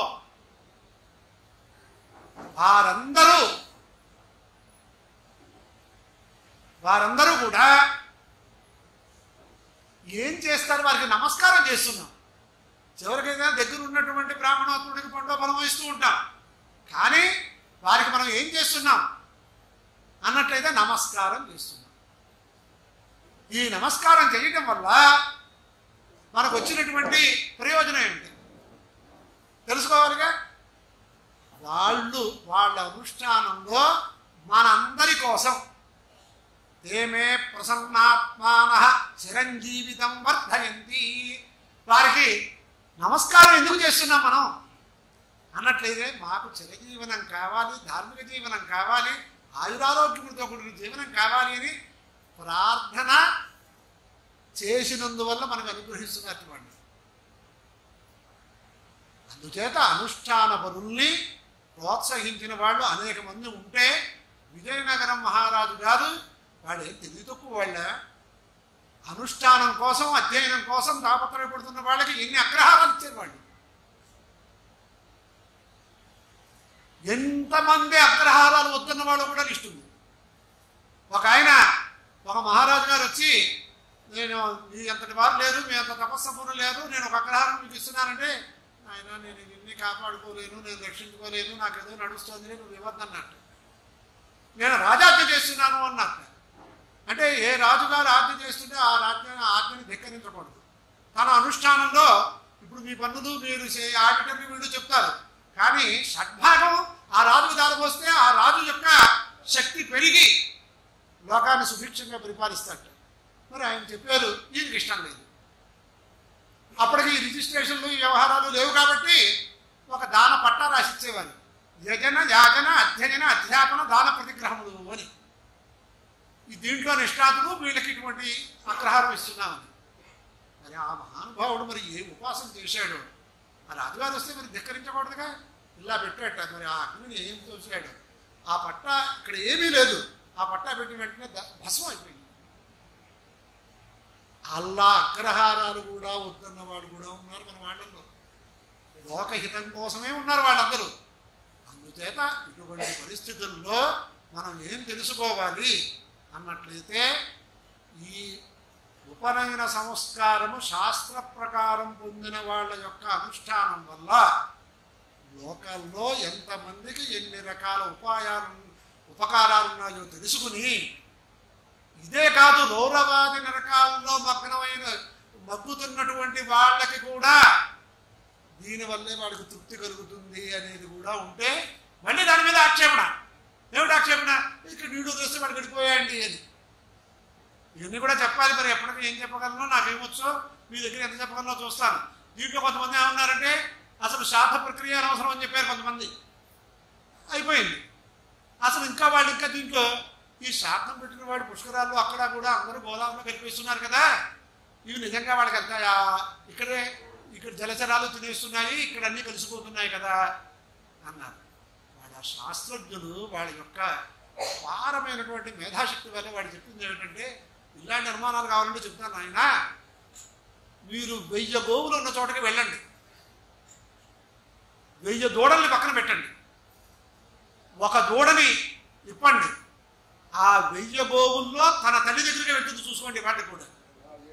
అలాగే మంత్రం సక్రమంగా పఠించి ఆ పిండ ప్రదానం చేస్తే ఎవరికి చేశారో అది వెళ్ళి తీరుతుంది. కదా మనుష్యులు మనం ఇవాళ మనం శ్రాద్ధ ప్రక్రియ అక్కర్లేదు, ఇలాంటివన్నీ మనం రేపు చెప్పుకోవచ్చు. జాతస్య హి ధ్రువో మృత్యుర్ధ్రువం జన్మ మృతస్య చ తస్మాత్ అపరిహార్యే అర్థే నత్వం శోచిత మనుషుని. పోయినవాడు పుడతాడు, పోయినవాడు, ఇలాంటివన్నీ మనం వింటూనే ఉన్నామే ఘంటసాల గారు చెప్పిన మాటలు. అంటే వీళ్ళు ఏమన్నారంటే ఒక ఆయన ఒక 90 ఏళ్ళ ఆవిడకి ఒక 80 ఏళ్ళు 75 ఏళ్ళ కార్యక్రమం చేస్తుంటే వాళ్ళ అబ్బాయి పెద్ద ఇంజనీర్ చదివాడు, పెద్ద ఈసీఎల్లో ఉద్యోగం. ఆయన అన్నాడు, ఇదంతా ఎందుకండి, నా బంధువులు మాకు, ఇదంతా ఎందుకండి, ఏదో చాదస్తంగా చేస్తున్నారు బ్రాహ్మణ కోసం, అందుచేత ఇవేమీ చెయ్యక్కర్లేదు. అంటే ఇప్పుడు కొన్ని మతాల్లోకి, మన ఆధ్యాత్మిక మతాలుగా చెప్పబడుతున్న వాటిలోకి కొన్నిట్లోకి వెళ్తే తగ్గిన పెట్టక్కర్లేదు అనేది కూడా కొంతమంది ఉంది. తల్లిదండ్రులు ఇచ్చినటువంటి దేహంతో మనం జీవనం చేస్తూ తల్లిదండ్రులకి తగ్గినం పెట్టక్కర్లేదు కాబట్టి ఆ మతంలో చేరేవాడు కూడా ఉన్నారు కొంతమంది. దాని గురించి కూడా మనం తెలుసుకోవచ్చు. అంటే ఇప్పుడు అక్కడ జరిగినటువంటి శంక, అంటే పెద్దలు కూడా వచ్చారు కాబట్టి నాకు చాలా ఆత్మీయులుగా మనస్సుకి భాషించినటువంటి మహానుభావులు ఒక ఆయన వైద్య ప్రముఖులు ఇప్పుడే ఇక్కడికి వచ్చారు. వారి గురించి వింటే, వారి మాటలు వింటే అసలు వైద్య నిదానం జరిగిపోతుంది, ఔషధం లేకుండా సగం తగ్గిపోతుందని ఎవరు చెప్పారంటే కొంతమంది మేనమామలు కన్సల్ట్ లాంటి వాళ్ళు ఉంటారు. కానీ ఈయనకి ఉండే మేనమామ చెప్పారు, మా మేనల్లుడు యొక్క గొప్పతనం ఇది అని. నాకు ఆశ్చర్యం వేసింది. మేమందరం ఆయన ఏం చెప్తే అది ఫాలో అయిపోతుంటే సుఖంగా ఉన్నాము అని. ఆయన కూడా ఇవాళ కార్యాంతరంలో ఇక్కడికి వచ్చారు. అందుచేత వారు కూడా ఉన్నారు కాబట్టి కొంచెం నేను పెంచి, వాళ్ళు ఏమన్నారు అంటే ఇదంతా బ్రాహ్మణుల్ని పోషించడానికి పెట్టింది, ఇదంతా అనవసరము. ఎందుకు అనవసరం అంటే ధ్రువం జన్మ మృతస్య చ అని ఉంది కదా, పోయినవాడు పుడతాడు కదా, ఇంకెవరికి కావాలి ఇదంతా అని నాతోనే ఆయన సంవాదం చేశారు. సరే కార్యక్రమం అయ్యాక కాసేపు కూర్చొని మాట్లాడితే నేను చెప్పాను, అయ్యా మీరు ఏం చదివారు, ముందు అవతలవాడి సత్తా తెలుసుకోవాలిగా. శంకర ఫిలాసఫీ చదివానన్నాడు. కొంతవరకు మార్గంలోనే ఉన్నాడు కానీ కొంచెం వికటిస్తోంది వ్యవహారం. అంటే మరి శంకరాచార్య స్వామి వారి చరిత్ర చదివారా అన్నారు. ఏదో చదివారని అన్నారు. మరి ఆయన నిత్యాశ్రమం స్వీకరించిన మహానుభావుడు కాబట్టి తల్లికి కార్యక్రమం అంత్యేష్టి చేసినట్టుగా ఉంది కదా. అవునండి అన్నాడు. మరి ఎందుకు చేశారు ఆయన? ఆయన చేసింది నీకు వద్దంటున్నాను అంటున్నావు కదా నువ్వు. నేను ఇలా ఆలోచించలేదు అన్నాడు. సరే నువ్వు ఆలోచించద్దు నాయన, ఇంకొక శంక కూడా నేను అడుగుతాను చెప్పు. నువ్వు ధ్రువం జన్మ మృతస్య చ అన్నావు, అంటే మృతస్య ధ్రువం జన్మ భవతి. మరి మొదటి వాక్యం ఏముంది? జాతస్య హి ధ్రువో మృత్యు యజ్ఞం తన్నశ్యం, మన యొక్క శాస్త్ర సంప్రదాయ వాక్యం. ఇది పుడితే అది పోవాల్సిందే. అందుచేతే ఆదిత్యో వా స్వాం లోకాదమం లోకమైత్సోమం లోకం గత్వాపనం ఇమం లోకం అభ్యర్థ్యాయ స ఇమం లోకమాగత్య. ఆదిత్యుడు కూడా భూలోకం వెళ్ళి మళ్ళీ భూలోకం వచ్చి ఇక్కడ ఉండే కొన్ని బాధలు అనుభవించి మళ్ళీ కార్యక్రమాలు యజ్ఞయాగాది కట్టుకులు చేసి మళ్ళీ ఆయన అక్కడ వెళ్ళినట్టుగా ఉంది వేదంలో. నేను ఒక్క మాట చెప్తాను నాయన, నువ్వు ఆ వాక్యాన్ని నువ్వు స్వీకరించావు, మొదటి వాక్యాన్ని కూడా స్వీకరించు. ప్రథమాతిక్రమణే కారణాభావ. నీకు కావలసినట్టు మానవికంగా వాక్యం తీసుకుంటున్నావుగా. జాతస్య హి ధ్రువో మృత్యు. పిల్లలు పుట్టారు, వాడు ఎలాగో పోతాడుగా, వాడికి ఏ సంస్కారాలు వద్దు, ఏ బీసీజీ టీకాలు, ఇంకోటి ఇంకోటి ఇంకోటి, ఏ పోలియో డ్రాప్స్ వద్దు. అది ఎలా కుదురుతుంది అన్నాడు. మరి పోతాడుగా, అది కాదని కొంతకాలం బతుకుతాడుగా. అలాగే పోయిన మాట మళ్ళీ పుట్టడానికి కూడా ఒక కాలం ఉంది కాబట్టి ఆ కాలం నీకు తెలియదు కాబట్టి నువ్వు జీవించున్నంతకాలం వాడి కార్యక్రమం చేయవలసిందే అని చెప్పేటప్పటికీ సమాధానం దొరికింది. అందుచేత అటువంటి పరిస్థితుల్లో మన కర్మాచరణం గురించి తెలుసుకోకుండా వీళ్ళు ఏమంటున్నారు, అహం బ్రహ్మాస్మి వేదాంతంలో వినేస్తున్నారు, యూట్యూబ్లో వచ్చేస్తుంది.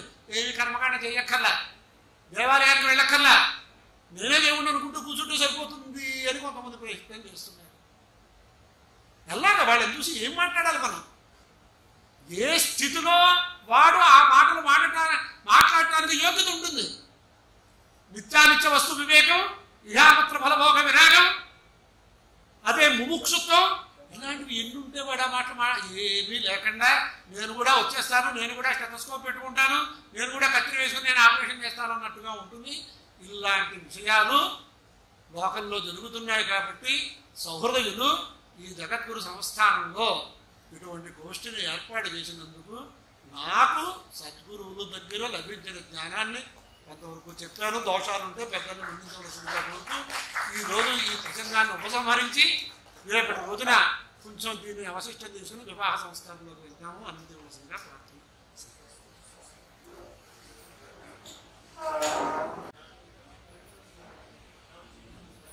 వారి యొక్క ప్రవచనం అయిన తర్వాత ఇంకా ఏది చెప్పినా కూడా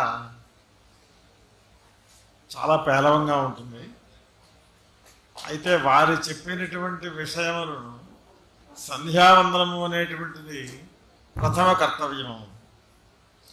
అన్నం పరబ్రహ్మ స్వరూపం, అన్నం తినేటువంటి విధానము మా భారతీయ జీవన విధానంలో మొట్టమొదటి ప్రక్రియ. అయితే ఈ సంధ్యావందనం ఏ విధానముగా చేయాలి, ఈ సంధ్యావందనం చేయడం మాత్రం చేతనే, అన్న సమారాధన చేయడం మాత్రం చేతనే ఆత్మానం వేదయతి, ఆత్మజ్ఞానం యొక్క స్వరూపాన్ని పరమోత్కృష్ట స్థితిని ఏ రకంగా పొందొచ్చు అనేటువంటి విషయం 4 వేదములు 6 శాస్త్రములు ఏది చదివినప్పటికీ కూడా ఇంత కూర్పుగా ప్రతి చిన్న పిల్లవాడికి కూడా అర్థమయ్యేటువంటి విధానంగా అయితే సంధ్యావందనం గురించే చెప్పారు, భోజనం చేసేటువంటి ప్రక్రియ గురించే చెప్పారు అని అనుకుంటే అక్కడ ప్రారంభిస్తే దీని లోతుల్లోకి వెళితే అసలు ఏం చెప్పారు, ఏ ఏ గ్రంథములలో ఈ విషయముల గురించి చెప్పబడి ఉన్నాయి, వారు ఎంత పరిశ్రమ చేశారు అనేటువంటి విషయం చేస్తే గడెక్కడికి కూడా ఆ లోతు తెలియదు. ధౌతాత్మ నిర్మలమైనటువంటి అంతఃకరణ కావాలి. అటువంటి పరిస్థితి రావాలి అంటే మనం ఏం చేయాలి, ఎంత జాగరూకతతో చేయాలి సంధ్యావందనం. ఇటువంటి అరటిపండు ఒడిచి చిన్న పిల్లవాడికి కూడా అర్థమయ్యేటువంటి విధానంగా చెప్పినటువంటి వారికి ఏమిచ్చిన కృతజ్ఞత తెలియదు. వారు మన నుంచి కోరుకునేటువంటిది సంధ్యావందనం చేయడం ఎందుకు కానీ, చేయించేటువంటి కార్యక్రమముల ఎందు కానీ, వైదిక ధర్మం ఎందు స్థాపితే వైదికే మార్గే సకలం సుస్థిరం భవేత్ అని మన యొక్క ప్రయత్నంలో మనం ఈ ప్రపంచానికి సర్వమానవ కళ్యాణానికి సౌభ్రాతృత్వంగా ఉండాలి అంటే, ఇది చాలా కాలం సుస్థిరంగా ఉండాలి అంటే సంధ్యావందనం యొక్క ఆవశ్యకత. అలాగే అన్ని విషయములని కూడా చిన్న విషయంలోంచి వటవృక్షంలోంచి 100కి 1000కి ఎకరములు ఉన్నటువంటి వృక్షం ఎలా అయితే ఉందో బీజం ఇంతే ఉంటుంది. దీని యొక్క ఆవరణ అభివృద్ధి ఏ రకంగా ఉంటుంది అంటే వారి ముఖతహే చూడాలి. వీరు ఫలానా వారిలా చెప్పారు, వీరు ఫలానా వారిలా చెప్పారు అని ఎవరినైనా ఉపమానం చెబుతాము అంటే ఎవరు ఉపమా కాళిదాసస్య ఇంకొక ఉపమానం తోచట్లేదు. ఇక్కడ ఉన్నటువంటి వాళ్ళు చాలా ఉపన్యాసములు విని ఉంటారు. విన్నప్పటికీ ఇది ఉంటే ఇది వినూత్నమైనటువంటి ప్రక్రియ ఉన్నటువంటి యథార్థ స్థితిని మనకి ఆధ్యాత్మిక చికిత్సా రూపంగా తెలియజేసినందుకు ఈ కార్యక్రమాన్ని ఏర్పాటు చేసినటువంటి వాళ్ళందరికీ కూడా భగవద్ అనుగ్రహం చేత, శంకరాచార్య స్వామి వారి కృప చేత ఇంకా ఆధ్యాత్మికంగా ఉన్నతమైనటువంటి దశలు చేరుకోవాలి అని చెప్పి ఆకాంక్షిస్తూ ఇంకా మధ్యలో నేను మాట్లాడకూడదు కానీ వైదిక మార్గం సుస్థిరంగా ఉండాలి అన్నప్పుడు మనకేవో శాఖాభేదాలు ఉన్నాయి. ఇలా చెప్పేస్తున్నారు వైదికుడికైనా అనుకుంటారు కానీ వేదాన్ని ఆశ్రయించిన వాళ్ళందరూ వైదికులు అనే మాట తీసుకోవాలి తప్ప వేరే శాఖాభేదాలు లేవు. మనం కూడా శాఖాభేదాల గురించి చెప్పాను. స్వస్తి.